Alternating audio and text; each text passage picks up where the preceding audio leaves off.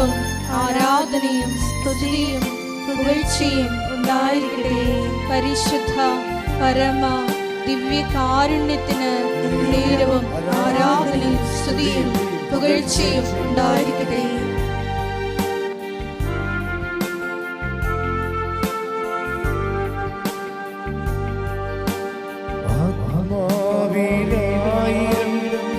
മുറിവുണങ്ങീടും ആത്മീയ നിമിഷമേ ആരാധന.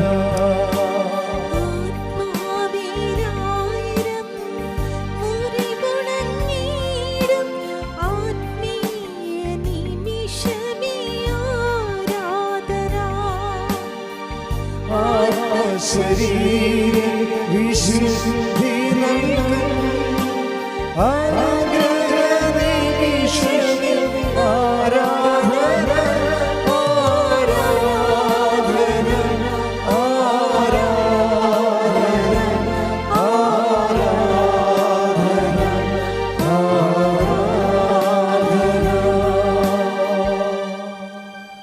പരിശുദ്ധ പരമദിവ്യകാരുണ്യത്തിന് എന്നേരവും ആരാധനയും സ്തുതിയും പുകഴ്ചയും ഉണ്ടായിരിക്കട്ടെ. പരിശുദ്ധ പരമദിവ്യകാരുണ്യത്തിന് എന്നേരവും ആരാധനയും സ്തുതിയും പുകഴ്ചയും ഉണ്ടായിരിക്കട്ടെ. പരിശുദ്ധ പരമദിവ്യകാരുണ്യത്തിന് എന്നേരവും ആരാധനയും സ്തുതിയും പുകഴ്ചയും ഉണ്ടായിരിക്കട്ടെ. കൃപാസനം പ്രത്യക്ഷീകരണ മധ്യസ്ഥ പ്രാർത്ഥന നമുക്ക് ഏറ്റുചൊല്ലാം. അമ്മേ പരിശുദ്ധ അമ്മേ, അമ്മേ പരിശുദ്ധ അമ്മേ, ദൈവമാതാവേ, ദൈവമാതാവേ, കൃപാസനത്തിലൂടെ ഞങ്ങൾക്കും ഞങ്ങളുടെ ദേശത്തിനും അമ്മ മാധ്യസ്ഥം തേടിത്തന്ന എല്ലാ അനുഗ്രഹങ്ങൾക്കും കൃപകൾക്കും ഞങ്ങളിപ്പോൾ ഹൃദയം നിറഞ്ഞ നന്ദി പറയുന്നു. നമുക്ക് സ്തുതിച്ച് പ്രാർത്ഥിക്കാം. ഹല്ലേലൂയ, ഹല്ലേലൂയ, ഹല്ലേലൂയ. മഹത്വം, മഹത്വം, ആരാധന, ആരാധന, ഹല്ലേലൂയ, ഹല്ലേലൂയ. യേശുവേ നന്ദി, യേശുവേ ആരാധന, ഹല്ലേലൂയ. മഹത്വം മഹത്വം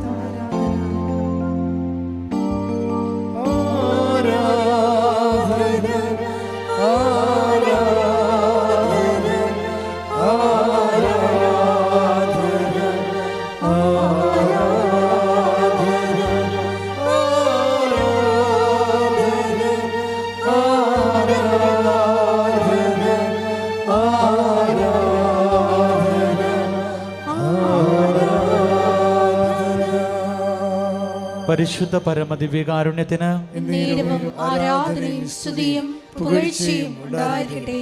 പരിശുദ്ധ പരമദിവ്യകാരുണ്യത്തിന് എന്നേരവും ആരാധനയും സ്തുതിയും പുകഴ്ചയും ഉണ്ടായിരിക്കട്ടെ. പരിശുദ്ധ പരമദിവ്യകാരുണ്യത്തിന് എന്നേരവും ആരാധനയും സ്തുതിയും പുകഴ്ചയും ഉണ്ടായിരിക്കട്ടെ. അമ്മേ പരിശുദ്ധ അമ്മേ, അമ്മേ പരിശുദ്ധ ദൈവമാതാവേ, ദൈവമാതാവേ, 2004 ഡിസംബർ 7-ാം തീയതി ഉച്ചകഴിഞ്ഞ് 2:30 കൃപാസനത്തിൽ സംഭവിച്ച അമ്മയുടെ പ്രത്യക്ഷപ്പെടലിനെ കുറിച്ച് തിരുസഭയ്ക്ക് സമർപ്പിച്ചിരിക്കുന്ന പഠനരേഖകളുടെ വസ്തുനിഷ്ഠവും ദൈവശാസ്ത്ര വിധിപ്രകാരമുള്ളതുമായ അന്വേഷണ പഠനങ്ങൾ നടത്തി ആ പ്രത്യക്ഷപ്പെടലിലൂടെ പ്രകടമായ ദൈവമാതാവിന്റെ പ്രത്യേക കരുതലും സംരക്ഷണവും വെളിപ്പെടുത്തുന്ന പീഡിതരുടെ ആശ്വാസവും പ്രവാചകന്മാരുടെ രാജ്ഞിയും വാഗ്ദാനത്തിന്റെ പേടകവും പ്രപഞ്ച പ്രകൃതിയുടെ മാതാവുമായ പരിശുദ്ധ അമ്മയുടെ ഭക്തി തിരുസഭയിൽ കൂടുതൽ പ്രചരിച്ച് ജീവിതത്തിന്റെ ദുരിത ദുരന്ത അവസ്ഥകളിൽ അകപ്പെട്ട് കഴിയുന്ന അനേകായിരം മക്കൾക്ക് ദൈവത്തിന്റെ സാന്നിധ്യവും സന്ധിപ്പും കൂടുതൽ അനുഭവിക്കുക വഴി ആത്മീയ വിശുദ്ധിയും ദൈവശക്തിയും കൈവരിക്കുവാൻ ഞങ്ങളുടെ കുടുംബങ്ങളെ ഇടയാക്കണമേ. നമുക്ക് സ്തുതിച്ചു പ്രാർത്ഥിക്കാം. ഹല്ലേലൂയ, ഹല്ലേലൂയ, ഹല്ലേലൂയ. കർത്താവേ യേശുവേ നന്ദി. ഹല്ലേലൂയ, ഹല്ലേലൂയ, ഹല്ലേലൂയ. മഹത്വം, മഹത്വം, ആരാധന, ഹല്ലേലൂയ. യേശുവേ നന്ദി, യേശുവേ ആരാധന.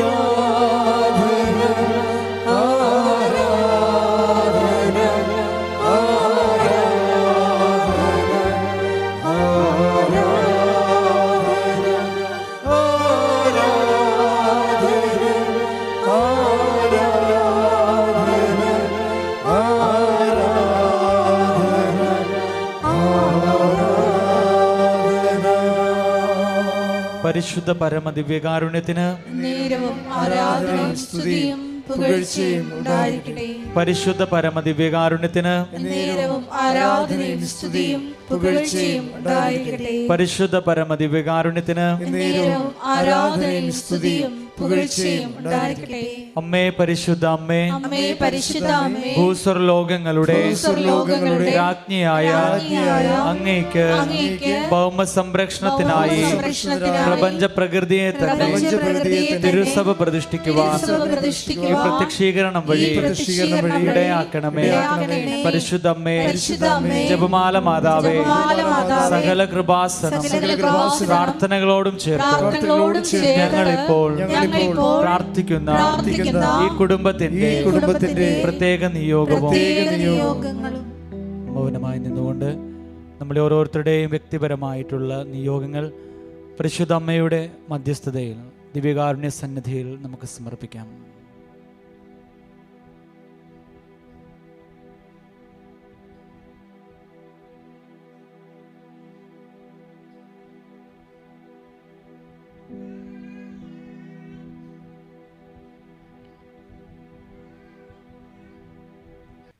അമ്മയുടെ പ്രത്യക്ഷീകരണത്തിന്റെ ഈ അനുഗ്രഹവേളയിൽ ഞങ്ങൾക്ക് സാധിച്ചു തരുവാൻ കനിയണമേ. ആമേൻ. സ്തുതിച്ചു പ്രാർത്ഥിക്കാം. ഹല്ലേലൂയ, ഹല്ലേലൂയ. മഹത്വം, മഹത്വം, ആരാധന, ആരാധന. ഈശോയെ, നാളിതുവരെ കൃപാസനത്തിലെ മരിയൻ ഉടമ്പടി വഴി ഞങ്ങൾക്ക് ലഭിച്ച എല്ലാ കൃപകൾക്കും അനുഗ്രഹങ്ങൾക്കും നന്ദി പറയുന്നു.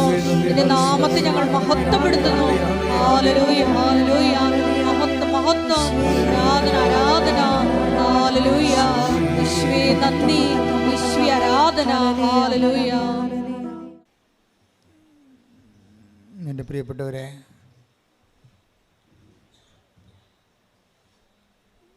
ഉടമ്പടി എപ്പോഴും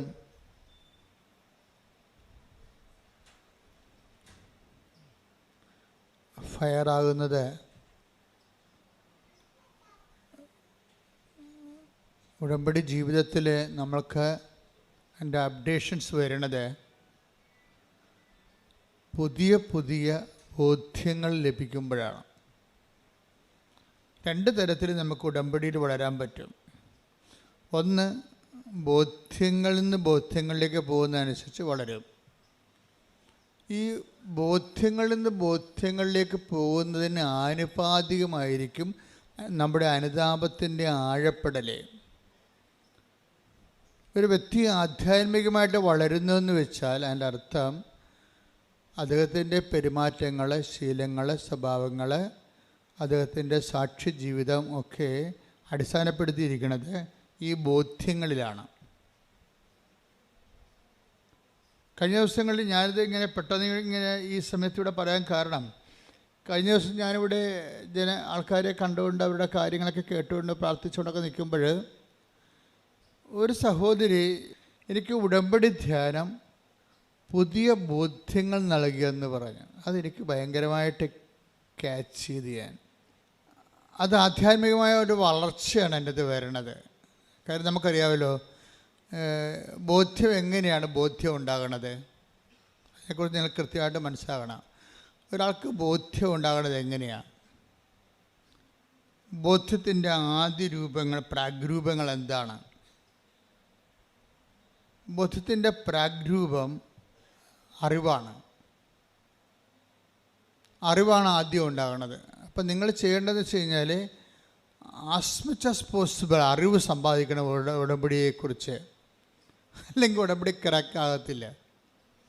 എന്തുമാത്രം നിങ്ങൾക്ക് ഉടമ്പടിയെക്കുറിച്ച് അറിവ് സമ്പാദിക്കുന്നുവോ അതിന് ആനുപാതികമായിട്ടായിരിക്കും ബാക്കിയുള്ള സംഭവങ്ങൾ നടക്കുന്നത്. ഉടമ്പടിയെക്കുറിച്ചുള്ള അറിവ് സമ്പാദിക്കാനുള്ള സോഴ്സ് എന്ന് പറയുന്നത് ഒന്ന് അച്ഛൻ്റെ ഉടമ്പടി ധ്യാനം തന്നെയാണ്. രണ്ടാമത്തത് ജനങ്ങളുടെ സാക്ഷ്യാനുഭവങ്ങൾ. മൂന്നാമത്തത് ഉടമ്പടി ലിറ്ററേച്ചർ, ഉടമ്പടി സാഹിത്യമുണ്ട്. അച്ഛന് എഴുതിയിട്ടുള്ള പുസ്തകങ്ങളുണ്ട്. 2 പുസ്തകങ്ങൾ ഇവിടെ ഉണ്ട്. ഉടമ്പടി പദ്ധതിയും പ്രയോഗവും, പിന്നെ ഉടമ്പടി പ്രയോഗത്തിൽ. അങ്ങനെ 2 പുസ്തകങ്ങളുണ്ട്. ഒരെണ്ണം പുതിയ പുസ്തകമാണ്, അതിൻ്റെ ഹെഡിങ് പ്രത്യാശ എന്നാണ്, പക്ഷേ അതിൻ്റെ കണ്ടൻറ്റ് ഉടമ്പടിയുടെ പ്രയോഗതലങ്ങളെക്കുറിച്ചാണ് പറയണത്. അപ്പോൾ അതാണ് നമുക്ക് അറിവ് കിട്ടാനുള്ള 3 സോഴ്സ് ഇതാണ്. ഒന്ന്, ആഴ്ചയിലുണ്ടാകുന്ന ദിനംപ്രതി ഉണ്ടാകുന്ന ഉടമ്പടി സാക്ഷ്യങ്ങൾ. ഉടമ്പടി സാക്ഷ്യങ്ങളുടെ പ്രത്യേകത എന്ന് വെച്ച് കഴിഞ്ഞാൽ, അതിൻ്റെ ഒരു പ്രത്യേകത ഒരു മനുഷ്യൻ ഈ ജീവിതത്തിൽ അനുഭവിക്കാവുന്ന ഓൾമോസ്റ്റ് ഓൾ ആയിട്ടുള്ള എല്ലാ വിഷയങ്ങളെയും അഡ്രസ്സ് ചെയ്യുന്നു എന്നുള്ളതാണ് ഉടമ്പടിയുടെ ഏറ്റവും വലിയ വിജയം. എവറിത്തിങ്, ഒരു മനുഷ്യൻ്റെ ജീവിതത്തിൽ സംഭവിക്കാൻ സാധ്യതയുള്ള ഓൾമോസ്റ്റ് എവരിത്തിങ്, സൂര്യന് താഴെ ഭൂമിക്ക് മുകളിലുള്ള എല്ലാ സബ്ജക്റ്റും ഉടമ്പടി അഡ്രസ്സ് ചെയ്യും. അതിങ്ങനെ സർവസ്പർശിയായി സർവകാലിക സർവജനീനമായിട്ടൊക്കെ ഒരു പ്രാർത്ഥനാ പദ്ധതി നിലവിലില്ല സഭയിൽ. ഉടമ്പടി മാത്രമേ ഉള്ളൂ. കാര്യം ഞാൻ എത്രയോ വർഷമായി ഓരോരോ ഘട്ടങ്ങളിലൂടെ വന്നാണ് ഇവിടെ ഉടമ്പടിയിൽ എത്തുമ്പോൾ. അപ്പോൾ എല്ലാത്തിൻ്റെയും പരിമിതികളെക്കുറിച്ച് എനിക്ക് നല്ല ബോധ്യങ്ങളുണ്ട്. അപ്പം അതിൻ്റെ പരിമിതികളെല്ലാം പരിഹരിച്ചുകൊണ്ടാണ് അവസാനം സഭയ്ക്ക് ദൈവം ഉടമ്പടി നൽകുന്നത്. ഉടമ്പടിയിൽ വരുമ്പോൾ സ്വാഭാവികമായത് എല്ലാവരെയും തന്നെ അഡ്രസ്സ് ചെയ്യുന്നുണ്ട്.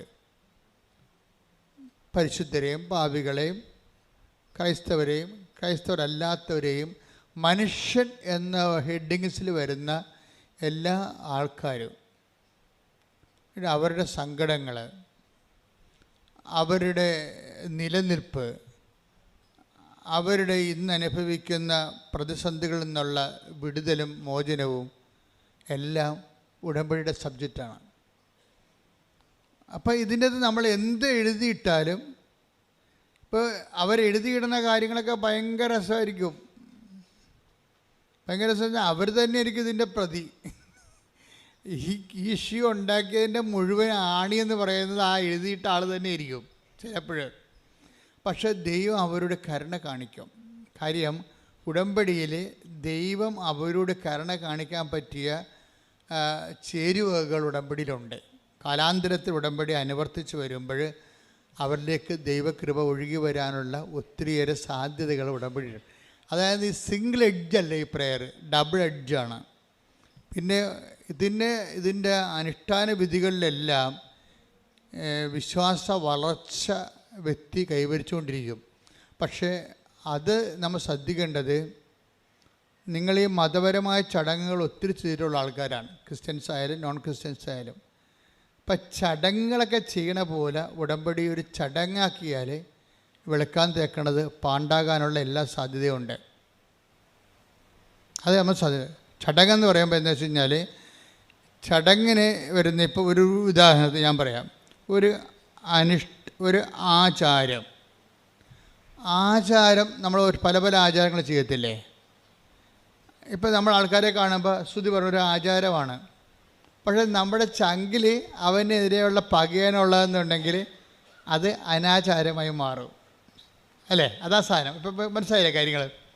അപ്പോൾ ദൈവത്തിൻ്റെ സന്നിധിയിലും ഒരു ആരാധന അർപ്പിക്കുമ്പോൾ ആരാധനയ്ക്ക് അനപേക്ഷണീയമായിട്ടുള്ള ആത്മീയ അവസ്ഥകളുണ്ടാകണം. അല്ലെങ്കിൽ ഈ ആരാധന അരാജകത്വമായി മാറും. അതെപ്പോഴും ഉടമ്പടി എപ്പോഴും ചെയ്യണത്, ഈ ആരാധിക്കുന്ന വ്യക്തിയെ അയാൾക്ക് ആ ആരാധനയ്ക്ക് സ്യൂട്ടബിളായിട്ടുള്ള ആധ്യാത്മികതയിലേക്ക് അയാളെ കൊണ്ടുവരും. അതാണ് ഇതിൻ്റെ അനുഷ്ഠാനവും ആധ്യാത്മികതയും തമ്മിലുള്ള ബന്ധം. ഒത്തിരി അനുഷ്ഠാനങ്ങൾ ഉടമ്പടിയിലുണ്ട്. ഉപ്പുണ്ട്, അതൊരനുഷ്ഠാനമാണ്. ഉടമ്പടി തൈലമുണ്ട്, ഉടമ്പടി കാശുരൂപമുണ്ട്. ഇതെല്ലാവരും ഉപയോഗിക്കണില്ലേ? പക്ഷേ എല്ലാവരും ഉപയോഗിക്കുന്നുണ്ടെങ്കിൽ എന്തുകൊണ്ടാണ് ചില ആൾക്കാർക്ക് 99 മാർക്ക്, ചിലർക്ക് 60 മാർക്ക്, ചിലർക്ക് 30 മാർക്ക്, ചിലർക്ക് പരീക്ഷ എഴുതിന് ഫീസ് കാശ് കയ്യിൽ നിന്ന് പോയിട്ടുള്ളവരുണ്ട്.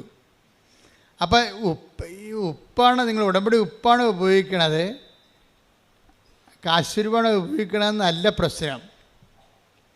ആരുപയോഗിക്കുന്നു എന്നുള്ളതാണ് പ്രശ്നം. ആരുപയോഗിക്കുന്നു. കാര്യം നിങ്ങൾ ഒരു 3 പേരാണ് ഉടമ്പടി ഉപ്പ് ഉപയോഗിക്കണമെങ്കിൽ 3 റിസൾട്ടാണ് വരണത്, ഒരു റിസൾട്ടല്ല. 3 പേര് ഉടമ്പടി ഉപ്പ് ഉപയോഗിക്കുന്നത്, അല്ലെങ്കിൽ 3 പേര് ഉടമ്പടി കാശ് ഉപയോഗിക്കുന്നുണ്ടെങ്കിൽ 3 റിസൾട്ടാണ് വരണത്. ചിലക്ക് ഒരു 99% റിസൾട്ട് വരും, ചിലക്ക് 70% റിസൾട്ട് വരും, ചിലക്ക് 30% റിസൾട്ട് വരും. ഒരു റിസൾട്ടും വരാതെ ഒരിക്കലും വരത്തില്ല. കാര്യത്തിൽ അവൻ ഒരു ഉടമ്പടി എടുക്കാൻ വേണ്ടി വരുമ്പോൾ തന്നെ ഒരു ബേസിക് മാർക്ക് അവന് കിട്ടിയിട്ടുണ്ടെന്ന് അർത്ഥം. അല്ലെങ്കിൽ ദൈവം ഉടമ്പടി എടുപ്പിക്കത്തില്ലല്ലോ. ദൈവം ഉടമ്പടി എടുപ്പിക്കുകയെന്ന് വെച്ച് കഴിഞ്ഞാൽ ദൈവമായിട്ടല്ലേ ബന്ധം, അല്ലാതെ നിങ്ങൾ കൊണ്ടുവന്ന് നേർച്ചയിട്ടിട്ട് പോണ പോലെ അഭ്യാസമല്ലല്ലോ ഇത്. നിങ്ങളൊരു ബയലാറ്ററൽ എഗ്രിമെൻറ്റിലേക്ക് ഏർപ്പെടുകയാണ്. അപ്പോൾ അതർ കക്ഷി എന്ന് പറയുന്നത് ദൈവമാണ്. ആ ദൈവവുമായിട്ട് നിങ്ങളൊരു എഗ്രിമെൻറ്റിലേക്ക് വരികയാണ്. അപ്പോൾ അങ്ങനെ ഒരുമാതിരിപ്പെട്ട ഒരു 10 പേര് കൃപാസനത്തിൽ വന്നാൽ ആരാ ഉടമ്പടി എടുക്കണത്? 4 പേരെ ഉടമ്പടി എടുക്കത്തുള്ളൂ, 6 പേര് പോകും. നിങ്ങൾ കണ്ടിട്ടില്ലേ? പോണം കണ്ടിട്ടില്ലേ? ഞങ്ങൾക്കറിയാതെ 10 പേര് കൃപാസനം ചവിട്ടിയാൽ അതിനകത്ത് 6 പേര് അപ്പം തന്നെ പോകും. പ്രാർത്ഥിച്ചിട്ട് പോകാമെന്ന് പറയും. അല്ലെങ്കിൽ കൂടെ ഉള്ളവരെ തോണ്ടും മാന്തും, അമ്മ പോകാം അമ്മ പിന്നെ വരാം അടുത്ത ദിവസം വരാമെന്ന് പറയും. അവർക്ക് കാര്യത്തിൽ അവർ കോൺഫറായിട്ടില്ല ഉടമ്പടിയിലേക്ക്. പക്ഷെ അമ്മയെ ദൈവം വിളിച്ചിട്ടുണ്ട്. അപ്പോൾ അമ്മ പറയും നീ പോയി കാറിക്കിടന്ന് ഉറങ്ങ്, ഞാൻ ഇത് എടുത്തിട്ട് വരട്ടെന്ന് പറയും. കാര്യം എന്താ? മകനെ അല്ലെങ്കിൽ മകൾക്ക് ഉടമ്പടി വിളിച്ചിട്ടില്ല. കാര്യം ഉടമ്പടി എന്ന് പറയുന്നത് ദൈവമായിട്ടുള്ള ബയലാറ്ററൽ എഗ്രിമെൻ്റാണ്. ആ എഗ്രിമെൻറ്റ് ദൈവം സമ്മതിക്കണ്ടേ? ഇപ്പോഴൊരു മൊബൈൽ പ്രാന്തിയാണെങ്കിൽ ദൈവം സമ്മതിക്കത്തില്ല. ഈ പണ്ടാരമായിട്ട് ഉടമ്പടി ചെയ്തിട്ട് ദൈവത്തിന് എന്ത് കിട്ടാനാ? അപ്പോൾ ഈ സാധനത്തിന് അപ്പം പെരുക്കം വന്നിട്ട് ആ സാധനം അപ്പം തന്നെ 4 കാലം വീണ് ഓടി കാലും പറത്തിക്കൊണ്ട് ഓടിക്കളയും. പക്ഷേ ഈ സാധനം പിന്നെ തിരിച്ചു വരും. കാര്യം അമ്മ എന്ന് പറയുന്ന ആ ഉടമ്പടി ദൈവം ഉടമ്പടി എടുക്കാൻ വേണ്ടി വിളിച്ച ആൾ പ്രത്യേകം മെനയായിട്ട് ഉടമ്പടി ചെയ്തുകൊണ്ട് അടയാളങ്ങൾ കിട്ടിക്കഴിയുമ്പോൾ അവർക്കൊരു ആവശ്യമുണ്ട്. ആദ്യം ചാടിപ്പോയി വരും, പിന്നീട് തിരിച്ചു വരും. അവർ സാക്ഷ്യങ്ങൾ കേൾക്കാം. എന്തുമാത്രം സാക്ഷ്യങ്ങൾ അങ്ങനെ വരുന്നത്. ഞാൻ ഉടമ്പടി അമ്മ ഉടമ്പടി എടുത്തപ്പോൾ ഞാൻ കാറിൽ പോയിരുന്നുണ്ട്, TV കാണുക, അവിടുത്തെ കോമഡി കാണുകയായിരുന്നു, എനിക്ക് ഇതിൻ്റെ അകത്തൊരു താല്പര്യം തോന്നിയില്ല എന്നൊക്കെ പറയും. പക്ഷെ ആദ്യം തോന്നിയില്ലെങ്കിലും കാലാന്തരത്ത് നീ ഇവിടെ വന്ന് ചവിട്ടിപ്പോയില്ലേ, ചവിട്ടുമ്പോൾ സ്വാഭാവികമായിട്ടൊരു ഗ്രേസ് മാർക്ക് നിനക്ക് കിട്ടും. ചവിട്ടിക്കഴിഞ്ഞാൽ എന്താ കാര്യം? അമ്മ പ്രത്യക്ഷപ്പെട്ട സ്ഥാനത്ത് വരാനുള്ള അനുവാദം കിട്ടിയില്ലേ, എൻട്രി പാസ്സായില്ലേ. അപ്പോഴങ്ങനെ എൻട്രി പാസ് കിട്ടിയ ആൾക്കാർ ചിലപ്പോൾ ഡ്രൈവറായിരിക്കും, നിങ്ങൾ ചിലപ്പോൾ ഭീഷണ പാർട്ടി ആയിരിക്കും, ഡ്രൈവിങ് കഴിഞ്ഞാൽ വൈകുന്നേരം ചിലപ്പോൾ ബിസി കിടന്ന് തുടങ്ങിയും പ്രാർത്ഥിക്കാത്ത കക്ഷിയായിരിക്കും. ഒരു പ്രാർത്ഥനക്കാരെ 10 പൈസ കിട്ടുന്ന കാര്യം നിങ്ങളെ കൊണ്ടൊന്ന് ആക്കിയിട്ട് എങ്ങനെ ഇവിടെ ഇരിക്കുക, എന്നാ പരിപാടി അവിടെ നടക്കണമെന്നൊക്കെ അവിടെയൊക്കെ ചുറ്റുകളന്ന് കണ്ടുവച്ചും അങ്ങനെ കുത്തിയിരിക്കുന്ന പാർട്ടി. പക്ഷെ കുറച്ച് കഴിയുമ്പോൾ നിങ്ങളെ ദൈവം വിളിക്കും. ഒരു 6 മാസം കഴിയുമ്പോൾ നിങ്ങളെ വിളിക്കും. ആ ഇടുക്കി ഞങ്ങളുടെ ഡ്രൈവറിൻ്റെ സാക്ഷ്യം കേട്ട് അയാൾക്ക് ഭയങ്കര വെള്ളമടിയാണ്. അയാൾ മുടിഞ്ഞ് തേച്ച് കഴുകിയിരിക്കുകയാണ്. അവസാനം പുള്ളിക്കാരൻ്റെ വണ്ടി വരെ കടത്തിലായി. പുള്ളി ആൾക്കാരെ എന്നാലും ആൾക്കാരെ കൊണ്ടുവരേണ്ട പരിപാടിയാണ് പുള്ളിക്കുള്ളത്. അത് കഴിയുമ്പോൾ പുള്ളി കിടന്ന് അപ്പം എന്നിട്ട് ഇവരെ ഇട്ടിട്ട് സ്ക്രൂ ചെയ്യും. ചില ഡ്രൈവർമാർ കൃപയില്ലാത്തവരാണെങ്കിൽ പ്രാർത്ഥിക്കാൻ വന്നവരെ എപ്പോഴും വിളിച്ചുകൊണ്ടിരിക്കും. നിങ്ങൾ ചെയ്യേണ്ടതെന്ന് വെച്ച് കഴിഞ്ഞാൽ ഉടമ്പടി ചെയ്യാൻ വരുമ്പോൾ തന്നെ നിങ്ങൾ സ്വിച്ച് ഓഫ് ചെയ്ത് കളയണം മൊബൈൽ. അതാണ് ചെയ്യേണ്ടത്. കാരണം വെച്ചാൽ എടുക്കരുത്. കാര്യം ഒരിക്കലും നിങ്ങൾ ഉടമ്പടി ചെയ്യാൻ വേണ്ടി വരുന്നവരുടെ മൊബൈലിലൂടെ നിങ്ങൾക്ക് ഇത്രയും നാൾ എൻ്റെ അനുഭവത്തിൽ നോക്കുകയാണെങ്കിൽ ഒരു 60% നിങ്ങളെ ഉടമ്പടിയിൽ നിന്ന് പിന്തിരിപ്പിക്കാനുള്ള പിന്തിരിപ്പൻ ശക്തികളായിരിക്കും അതർ എൻഡിലുള്ളത്. അത് മകനായിരിക്കും. അമ്മ തിരിച്ചറി കാർഡെന്ത് ചെയ്യും? അമ്മ പോയി കിടക്കണ കൃപാസനത്തിൽ, എൻ്റെ തിരിച്ചറി കാർഡെന്ത് ചെയ്യും? എടാ അവിടെ ഉണ്ടാന്ന് നോക്കടാ, തീർന്ന് നമ്മൾ ഡെസ്പായി, നമ്മുടെ വിശ്വാസ പ്രമാണം പൊട്ടിപ്പോയി അവിടെ വെച്ച് പ്രാർത്ഥിച്ചുകൊണ്ട് നിൽക്കുകയായിരുന്നു. അപ്പോഴാണ് ഈ പണ്ടാരം വിളിച്ചത്. പിശാച് വിളിപ്പിക്കുന്നതാണ് ഈ സാധനം. നമുക്കൊണ്ട് ഇരിപ്പിക്കത്തില്ല. തിരിച്ചേക്കാട്ടാണ് അവിടെ ഇരിപ്പുണ്ടാകുകയെ. അവനെന്നും പണ്ട് മുതൽ അവൻ്റെ കളിസം വരെ നമ്മൾ 35 വയസ്സായാലും നമ്മൾ എടുത്തു കൊടുക്കണം. അത്ര ഒരു സാധനത്തിന് നിങ്ങൾ വളർത്തിക്കൊണ്ട് വന്നിരിക്കുന്നത്. നിങ്ങൾക്ക് പണിയാണത്. ശരിക്കും പിള്ളേരെ കൊണ്ട് പിള്ളേരുടെ കാര്യങ്ങൾ ആദ്യം മുതൽ ചെയ്തിച്ചില്ലെന്നുണ്ടെങ്കിൽ മരണം വരെ പണിയായിരിക്കും നമുക്ക്. ചില അമ്മമാർ അയ്യോ കൊച്ചല്ല കുഞ്ഞല്ല എന്ന് പറഞ്ഞുകൊണ്ട് അവളെ കൊച്ചല്ല കുഞ്ഞല്ല എന്ന് പറഞ്ഞുകൊണ്ട് ഒരു പരിപാടിയും ചെയ്യിക്കത്തില്ല. ഈ പണ്ടാരൊക്കെ ചെന്ന് ഡൈവേഴ്സ് ചെയ്തിട്ട് തിരിച്ചു വരും. കാര്യം കെട്ടി വിട്ട് ചെല്ലുമ്പോൾ അമ്മായിയമ്മ സമ്മതിക്കുക. കാര്യം ഒരു പണിയും ചെയ്യിക്കത്തില്ല. എനിക്ക് പഠിക്കണം എന്ന് പറയുമ്പോൾ അവൾക്ക് പഠിക്കട്ടെ എന്ന് അമ്മ പറയും. അവസാനം പഠിത്തം മാത്രമേ ഉള്ളൂ. സാധനം വേറെ ഒരു സാധനമില്ല, ജീവിതമായിട്ട് ബന്ധമില്ല. ഇവിടെ ഡൈവേഴ്സ് എന്ന് പറയുന്ന ആ വിഷയം ഇപ്പോൾ കൂടിയില്ലേ, അതിൻ്റെ നല്ലൊരു ശതമാനം കാര്യങ്ങൾ അമ്മമാരുടെ കയ്യിൽ തന്നെ ഇരിക്കേണ്ടത്. ഒരു സംശയമില്ല. കാര്യം ഒരു സംശയമില്ല. നിങ്ങൾ ആദ്യമേ തന്നെ അത് ശ്രദ്ധിക്കണം. അല്ലെങ്കിൽ ഇനിയുള്ള സമയം പ്രാർത്ഥിക്കാനും പിന്നെ ശാസിക്കാൻ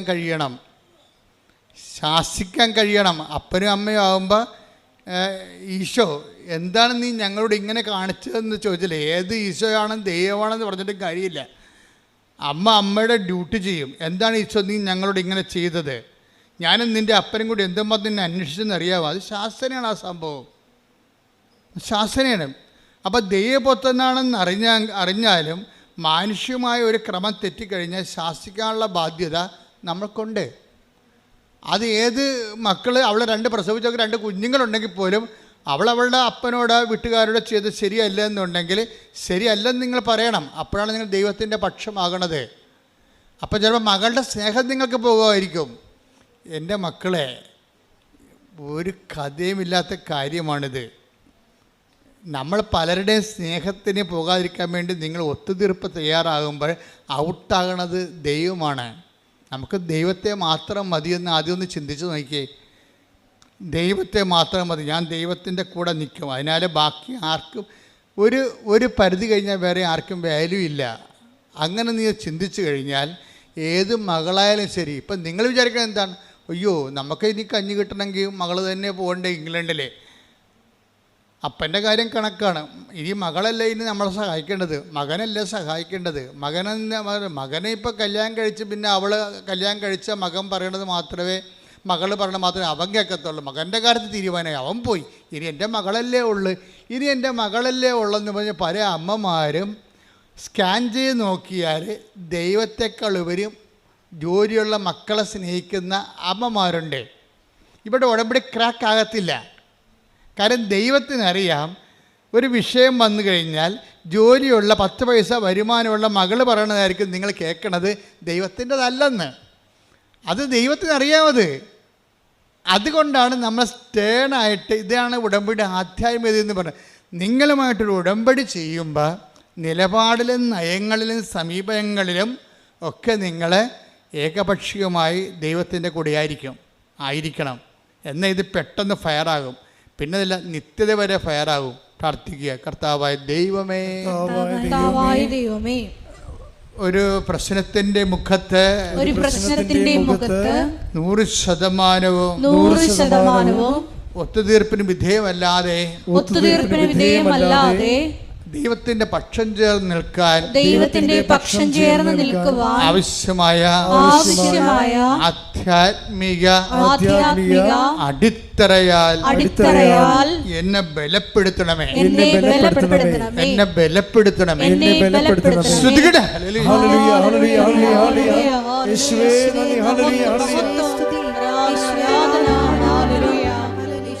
ഇപ്പൊ ഫസ്റ്റ് ബോധ്യം ഞാൻ നിങ്ങൾക്ക് കൈമാറി തന്നു. എന്താണ് കാര്യം? ഒത്തുതീർപ്പിന് വിധേയമാകാത്ത നിലപാടുകൾ ദൈവബന്ധത്തിൽ നീ ഉടമ്പടി എടുത്തു കഴിയുമ്പോൾ പിന്നെ എന്താണ്? ഒത്തുതീർപ്പിന് മകളുടെ ശമ്പളവും നമുക്ക് നാളെ നക്കാപ്പിച്ച 10 പൈസ കിട്ടുന്ന വരുമാനം അടഞ്ഞു പോയെന്ന് കണ്ടു കഴിഞ്ഞാലും ദൈവമായിട്ട് റിലേഷനിൽ ഒത്തുതീർപ്പിന് വിധേയമാകാത്ത നിലപാടുകൾ, അതാണൊരു ബോധ്യമെന്ന് പറയണത്. അപ്പോൾ ദൈവം പിന്നെ നമ്മുടെ മുഴുവൻ ഉത്തരവാദിത്തങ്ങൾ ദൈവം നോക്കേണ്ടതാണ്, നോക്കാൻ ബാധ്യസ്ഥമായി തീരും. കാര്യം നമ്മൾ നിലപാടെടുത്തിരിക്കുകയാണ്. അപ്പോൾ റിസ്ക് എപ്പോഴും ദൈവത്തിൻ്റെ കയ്യിലായി സംഭവം. ഇനിയിപ്പോൾ ദൈവം കൈവിടാൻ കുഴപ്പമില്ല, എൻ്റെ മകളുടെ ശമ്പളം ഉണ്ടല്ലോ. നമ്മൾ പല ആൾക്കാരോട് ഒത്തുതീർക്കണത് അവരുടെ സാമ്പത്തിക സ്രോതസ്സ് നോക്കിയിട്ടാണ് ഒത്തുതീർപ്പിന് തയ്യാറാണ്. അവരുടെ സാമ്പത്തിക സ്രോതസ്സ് നോക്കിയിട്ട് ഒത്തുതീർപ്പിന് തയ്യാറാണത്. ഏത് സമയത്ത് ഈ സാധനത്തെ കട്ട് ചെയ്യുമെന്ന് അവർക്ക് മനസ്സിലാക്കണം. നിങ്ങളെ സഹായിക്കുന്നവരും നിങ്ങളെ സന്ധിക്കുന്നവർക്കും നിങ്ങളുടെ നിലപാടിനെക്കുറിച്ച് ധാരണയുണ്ടാകണം. എന്താണ്? ദൈവത്തിൻ്റെ വഴികളിൽ നിന്നല്ലെങ്കിൽ ഈ സാധനം കട്ടാകാൻ സാധ്യതയുണ്ടെന്ന് പറഞ്ഞു. അപ്പോഴത്തെ എന്താ വെച്ചാൽ നമ്മുടെ ഉദ്ദേശം എന്താണ്? ദൈവത്തെ പഠിപ്പിക്കുക എന്ന ഉദ്ദേശം. അവരെല്ലാവരും ദൈവത്താൽ പഠിപ്പിക്കപ്പെടുന്ന പോലെ തന്നെയാണ് ദൈവത്തെ പഠിപ്പിക്കുക എന്നുള്ള ഒരു ഉത്തരവാദിത്വം നമുക്കുണ്ട്. എന്താ കാര്യം? നമ്മളുടെ നിലപാടിനെക്കുറിച്ച് ദൈവത്തിനൊരു ധാരണ കൊടുക്കണം. എൻ്റെ നിലപാട് ഇതായിരിക്കും, സുവിശേഷ വിഹിതമായ ഞാൻ ആ നിലപാടെടുക്കത്തുള്ളൂ. അത്ര കൊലകൊമ്പനായാലും ശരി, എൻ്റെ നിലപാട് ഇതായിരിക്കും. എൻ്റെ കഴിവനുസരിച്ച് ഞാൻ അതിൻ്റെ കൂടെ നിൽക്കുകയും ചെയ്യും. നമ്മുടെ കഴിവപ്പെടാത്ത കാര്യങ്ങളുണ്ട്, അത് നമുക്കൊന്നും ചെയ്യാൻ പറ്റത്തില്ല. ദൈവത്തിന് പറയണം, എൻ്റെ ദൈവമേ എന്റെ ദൈവമേ, എൻ്റെ കഴിവനുസരിച്ച് എന്റെ കഴിവനുസരിച്ച് എൻ്റെ നിലപാടിൽ എന്റെ നിലപാടിൽ ഉറച്ചു നിൽക്കാൻ ഉറച്ചു നിൽക്കുവാൻ നിന്നെ അതിൽ ഒന്നാം സ്ഥാനത്ത് ഇവിടെയാണ് വിഷയം. പ്രൈമറി റെഫറൻസ് വരണം. ദൈവത്തിന് പ്രൈമറി റെഫറൻസ്. ഉടമ്പടി എന്ന് പറയുന്ന ഒരു ജീവിതമാണ്. അവിടെ കിട്ടേണ്ട രണ്ടാമത്തെ ബോധ്യം എന്ന് പറയുന്നത് പ്രൈമറി റെഫറൻസ് ദൈവത്തിന് വരണം. ഫസ്റ്റ് റെഫറൻസ്, നമ്മുടെ ഫസ്റ്റ് റെഫറൻസ് ദൈവത്തിന് വരണം. ഈശോ എപ്പോഴും പറയും, നിങ്ങൾ പ്രലോഭനം ഉണ്ടാവേണ്ടതാണ്, പക്ഷേ ഉണ്ടാവാതിരിക്കണം നല്ലത്. കർത്താവ് ആ കാര്യത്തിലൊരു അംബിഗ്യസ് ആണ്. എന്നുവെച്ചാൽ സിറ്റുവേഷനിലാണ് അങ്ങനെ പറയണത്. ടെംപ്റ്റേഷനെ കുറിച്ച് പറയണത് സിറ്റുവേഷനിലാണ്. എന്ന് വെച്ചാൽ പ്രലോഭനം ഉണ്ടാകാതിരിക്കുന്നതാണ് നല്ലത്. കാര്യം ഉണ്ടായാൽ നിങ്ങൾ വീണ് പോകുമെന്ന് എനിക്ക് ഉറപ്പാണ്. പക്ഷേ പ്രലോഭനം ഉണ്ടാവും. അപ്പോൾ ഇതാണ് അതിൻ്റെ ഈ ടെംപ്റ്റേഷൻ. ഇപ്പം പ്രൈമറി റെലംസിൽ പ്രാഥമികമായിട്ടുള്ള ബന്ധത്തിൽ ദൈവത്തിന് ഒന്നാം സ്ഥാനമാണെങ്കിലും പ്രലോഭനം ഉണ്ടാവും. ഇതിനെതിരെ ഒരു പ്രലോഭനം ഉണ്ടാവാതിരിക്കുന്ന ഒരു സാഹചര്യം ഈശോ പ്രീസപ്പോസ് ചെയ്യുന്നുണ്ട്. എന്ന് വെച്ച് കഴിഞ്ഞാൽ നമ്മൾക്ക് ഒരു ഇഷ്യൂ ഫേസ് ചെയ്യേണ്ട ആവശ്യമില്ലാത്ത സാഹചര്യം വരിക. ഇപ്പം നമ്മളെ ദൈവം തോൽപ്പിക്കാൻ ഉദ്ദേശിക്കുമ്പോഴാണ് നമ്മൾ തോൽപ്പിച്ച് കഴിയുമ്പോൾ ദൈവം നമ്മളും തമ്മിലൊരു കമ്മ്യൂണിക്കേഷൻ ഗ്യാപ്പ് ഉണ്ടാവും. ഈ കമ്മ്യൂണിക്കേഷൻ ഗ്യാപ്പ് ചില ആൾക്കാരുടെ കയ്യിലിരിപ്പ് കൊണ്ട് ദൈവം മനഃപൂർവ്വം ഇഷ്യൂസ് ക്രിയേറ്റ് ചെയ്യും. എന്ന് വെച്ചാൽ ആ ക്രിയേഷനിൽ ഇവർ ദൈവത്തിൽ നിന്ന് ഇപ്പം നിരക്കാത്ത തീരുമാനം എടുക്കാൻ സമ്മർദ്ദത്തിലാകും. അതിനാണ് പ്രലോഭനം ഉണ്ടാവുമെന്ന്, അതായത് പ്രലോഭനം ഉണ്ടാവാതിരിക്കുന്ന നല്ലതെന്ന് പറഞ്ഞാൽ ഉണ്ടായാൽ വീണു പോകാൻ സാധ്യതയുണ്ട്. ഇതിനൊരു സേഫ് സോണുണ്ട്. നിങ്ങൾക്കറിയാമല്ലോ, ഒരു ടൈം കഴിഞ്ഞാൽ നമ്മുടെ ഉപഗ്രഹങ്ങളൊക്കെ നമ്മൾ വിക്ഷേപിക്കത്തില്ലേ, അപ്പോൾ അതിൻ്റെ അറ്റ്മോസ്ഫിയർ കഴിഞ്ഞാൽ പിന്നെ അത് ലൈറ്റ് വെയിറ്റ് ആയിട്ടിരിക്കും. അതുവരെ നമ്മൾ റോക്കറ്റ് കത്തിച്ചുകൊണ്ടേ ഇരിക്കണം. ഓരോരോ തിന്മകളും പാപത്തിനെതിരെയുള്ള പോരാട്ടങ്ങൾ നടത്തിക്കൊണ്ടിരിക്കണം. ഇനി ഒരു ടൈം കഴിയുമ്പോൾ നല്ല പോരാട്ടക്കാരിയാണ് നീയെങ്കിൽ ദൈവം നിൻ്റെ സത്യസന്ധത കണക്കിലെടുത്തിട്ട് ഒരു ടൈം കഴിയുമ്പോൾ നിന്നെ ഇതിൽ നിന്ന് റിലീവ്ഡ് ആക്കും. അപ്പം നീ ലൈറ്റ് വെയിറ്റ് ആകും. അപ്പം നിനക്ക് ഇഷ്യൂ നിൻ്റെ മുമ്പിൽ കൊണ്ടുവരത്തില്ല. കാര്യം കൊണ്ടുവരാതെ നീ സേഫ് സോണിൽ കൊണ്ടുപോകും. ഇതിനകത്ത് ആധ്യാത്മിക ജീവിതത്തിൽ ഒരു സേഫ് സോണുണ്ട്. അതാണ് ഈശോ പറയണത്. ഉണ്ടാവാതിരിക്കുന്ന നല്ലതെന്ന് പറയണത് ഉണ്ടാവാതിരിക്കാനുള്ള സാധ്യതയുണ്ട് അവിടെ. അപ്പം നിനക്ക് കുമ്പസാരിക്കാൻ വരുമ്പോൾ നിനക്ക് പ്രത്യേകിച്ച് പാപങ്ങളൊന്നും കാണത്തില്ല. എന്താ കാര്യം? നിൻ്റെ ദൈവം ആ മേഖലയിൽ ടെസ്റ്റിംഗ് ടൈം കഴിഞ്ഞു. നിൻ്റെ ഇനി ടെസ്റ്റിംഗ് ടൈം പലപ്പോഴും ടെസ്റ്റിങ് ടെസ്റ്റ് മസ്റ്റാണ്. അതായത് എപ്പോഴും അധ്യായ വളർച്ചയ്ക്ക് എപ്പോഴും ടെസ്റ്റ് തരും. മിക്കവാറും ഈ പ്രൈമറി സ്കൂളിൽ വെച്ച് തന്നെ ആൾക്കാർ തോറ്റിട്ട് പഠനം നിർത്തുകയാണ് പതിവ്. അങ്ങനെയാണ്. 90 ആൾക്കാരുണ്ടെങ്കിൽ തന്നെ ആദ്യത്തെ കാലത്ത് തന്നെ കാര്യം ഇവൻ ആൾ ബേസിക്കായിട്ട് ശരിയല്ല, ലോകത്താനാണെന്ന് കണ്ടു കഴിഞ്ഞാൽ ടെസ്റ്റ് ചെയ്യും. ഒരു തരത്തിൽ പിന്നെ അതായത് ഗ്രാവിറ്റിയുള്ള ടെസ്റ്റ് നൽകിയിട്ട് ഇയാളെ പൂർണ്ണമായിട്ട് ഔട്ടായി കളയും. പിന്നെ ഇയാളുമായിട്ട് കമ്പനീസ് ഇല്ല. ദൈവമായിട്ട് മുന്നോട്ട് പോകണമെങ്കിൽ എപ്പോഴും നമ്മൾ ശ്രദ്ധിക്കേണ്ടത് ഒരു നിരന്തര അനുതാപത്തിൻ്റെ ഒരു മേഖലയിലേക്ക് നമ്മൾ പ്രവേശിക്കണം. അനുതാപം എന്ന് പറഞ്ഞാൽ ഇപ്പോൾ നിങ്ങൾക്കറിയാലോ, ഉടമ്പടിയിൽ കിട്ടേണ്ട മൂന്നാമത്തെ ബോധ്യം എന്ന് പറയുന്നത് നിരന്തര അനുതാപമാണ്. നിരന്തര അനുതാപം എന്നല്ല, നിരന്തര അനുതാപം. ഇപ്പം നിങ്ങളിപ്പോൾ ഒരു ധ്യാനം കൂടി അപ്പോഴൊന്ന് അനുദപിച്ചു, കുറച്ച് മുങ്ങി കുമ്പസാരിച്ച് കുർബാന സ്വീകരിച്ചു, അങ്ങനെ പിന്നെ കുറച്ച് നാൾ ഇങ്ങനെ നല്ല വെള്ളം ചവഞ്ഞ് നടന്നു, നിലച്ചായത്ത് പിന്നെ കുറുക്കനെ പോലെ നടന്നു. മഴ പെയ്യുമ്പോൾ പിന്നെ പെയിൻ്റെല്ലാം പോയി പഴയ കുറുക്കനായി. അങ്ങനെയല്ലേ ധ്യാനങ്ങളിലേക്ക് സഞ്ചരിക്കുന്ന ജീവികളെ കണ്ടാൽ മനസ്സിലാവും. ആദ്യം ഒരു ധ്യാനം കൂടി നല്ല നിലച്ചായത്തിൽ പെയിൻറ്റ് വീണ പോലെ നല്ല കുറുക്കനായി. അപ്പോൾ ആൾക്കാരെ കാണുമ്പോൾ ശ്രുതി പറയും, ബ്രദറാണ് സിസ്റ്ററാണെന്നൊക്കെ ശ്രുതി പറയും. കൃഷ്ണനാണെന്നൊക്കെ പണ്ട് കൃഷ്ണനാണെന്നൊക്കെ ധരിച്ചുള്ള കഥയില്ല പഞ്ചതന്ത്രത്തല്ല. പക്ഷെ മഴ പെയ്ത് കഴിയുമ്പോൾ ഇഷ്യൂ ഉണ്ടായി കഴിയുമ്പോൾ പെയിൻറ്റ് പോകും. പെയിൻറ്റ് പോകുമെന്ന് പറഞ്ഞാൽ ഒരു ഉദാഹരണം ഞാൻ പറയാം. ഒരു ദിവസം ഇവിടെ പ്രസംഗിച്ചുകൊണ്ടിരിക്കുന്ന ഒരു ബ്രദറ് അടിപൊളി പ്രസംഗം കഴിഞ്ഞപ്പോൾ എൻ്റെ അടുത്ത് വന്ന് അതിൻ്റെ പ്രസംഗത്തിൻ്റെ കൂലിയൊക്കെ വാങ്ങിച്ചുകൊണ്ട് പുള്ളി പോയി. ആശ്രയിച്ചു, അച്ഛാ ഒന്ന് ബ്ലസ് ചെയ്യണം, ഞാനൊരു കാര്യത്തിന് പോവുകയാണ്. അപ്പോൾ ഞാനോർത്ത് വല്ലയിടത്തും പ്രാർത്ഥിക്കാൻ പോവുകയാണ്. അല്ല, പിന്നീട് അറിഞ്ഞത് പുള്ളിയുടെ മകളെ കെട്ടിച്ചിട്ട് വീട്ടിൽ ഭയങ്കര പ്രശ്നം. പുള്ളിയുടെ മകളെ കെട്ടിച്ചിട്ട് വീട്ടിൽ ഭയങ്കര പ്രശ്നം എന്ന് വെച്ച് കഴിഞ്ഞാൽ അവൾക്ക് കൊടുക്കാമെന്ന് പറഞ്ഞ കാശ് മുഴുവൻ കൊടുത്തിട്ടില്ല. അയാൾ ഈ ബ്രദർ കൊടുത്തിട്ടില്ല. കൊടുക്കാതിരുന്നതിൻ്റെ കാരണം വെച്ച് കഴിഞ്ഞാൽ ഇത് വെച്ചുകൊണ്ട് തന്നെ പൈസ പറഞ്ഞ് ചേർത്ത ഷെയർ എല്ലാം കൊടുക്കാതെ വിടുന്നതിൻ്റെ ഉദ്ദേശം ഇവിടെ ഉള്ളിലൊരു രഹസ്യ അജണ്ട ഉണ്ട്. കാര്യം കുറച്ച് കഴിയുമ്പോൾ ഇവൾ പ്രസവിക്കാൻ വേണ്ടി വരുമ്പോൾ അപ്പോൾ കാശ് വേണ്ടേ, അപ്പോൾ അവൾക്ക് കൊടുക്കാനുള്ള കാശ് പ്രസവരക്ഷയും കൊച്ചിൻ്റെ ജ്ഞാനസ്ഥാനവും എല്ലാം കൂടി എടുത്തിട്ട് മുടക്കാൻ വേണ്ടി അവർ സാമ്പത്തികമായ കളിയാണ് ശരിക്കും പറഞ്ഞാൽ. എന്നാലും പിന്നെ ബാക്കി പൈസ കൊടുക്കാറുണ്ട്. അപ്പോൾ മുറുമുറുപ്പ് ഇടയ്ക്ക് കെട്ടിച്ച് വിട്ട വീട്ടിൽ എപ്പോഴും മുറുമുറുപ്പുണ്ടാവും. ബദറാണ് അച്ഛൻ, അതൊരു കാര്യമൊന്നുമില്ല. പാപത്തിൻ്റെ സാഹചര്യങ്ങളെ ഇവർ ആധ്യാത്മിക ജീവിതം ഒന്ന്, പ്രായോഗിക അനുദിന ജീവിതം വേറെ രണ്ടായിട്ട് വരും. അങ്ങനെ അത് നിങ്ങൾ ഉടമ്പടിക്കാർ ശ്രദ്ധിക്കണം. ഈ കയ്യാങ്കളികളെല്ലാം ദൈവം വളരെ കൃത്യമായിട്ട് വാച്ച് ചെയ്തുകൊണ്ടിരിക്കുകയാണ്. ഇയാൾ എന്താണ് പൈസ സ്ത്രീധനം കുറച്ചാണ് കൊടുത്തിരിക്കണത്, അതുകൊണ്ട് അവിടെ ഇഷ്യൂ ഉണ്ട്. അവിടെ ഇഷ്യൂ ഉണ്ടാകുമ്പോൾ ഇയാളുടെ ഉദ്ദേശം എന്താണ്, കുറച്ച് കഴിയുമ്പോൾ ഒന്ന് പ്രസവിച്ച് കഴിയുമ്പോൾ നാട്ടുകാരുടെ മുമ്പിൽ പ്രസവിച്ച് കൊച്ചിനെ കെട്ടിച്ചില്ലെന്ന് ചോദിച്ചാൽ വായടച്ച് കെട്ടിച്ച് അവൾ പ്രസവിച്ച് തീർന്ന്. അപ്പോൾ അപ്പനും അമ്മയും കൂടി തന്ത്രപൂർവ്വം മകളെ കെട്ടിക്കുകയും ചെയ്യും, മകളെ പ്രസവിപ്പിക്കുകയും ചെയ്യും, നാട്ടുകാരുടെ മുമ്പിൽ നല്ല പിള്ള ചമയും ചെയ്യും. എന്നിട്ട് പൈസ മൊത്തം അവിടെ കൊടുത്തിട്ടില്ല. അത് കാരണം അവിടുന്ന് ഇഷ്യൂ. എന്തിനാണ് കൊടുക്കാത്തതിൻ്റെ കാരണം എന്താണ്, ഇന്നലെ നാളെ ഇടിയുണ്ടാക്കി അവളെ ഇവിടെ തള്ളി പുറത്താക്കുമെന്നറിയാം. അവർ തള്ളി പുറത്താക്കാനാണ് അവർ ആഗ്രഹിക്കണത്. എന്തിനാണ്, ഇവിടെ കൊണ്ടുവന്ന് എടുത്തിട്ട് വേല എടുപ്പിച്ച് തിന്നണം, അതാണ് പ്രശ്നം. അപ്പോൾ ഈ ആൾക്കാർ ഉടമ്പടി എടുത്തുള്ള അവസ്ഥ എന്തായിരിക്കും?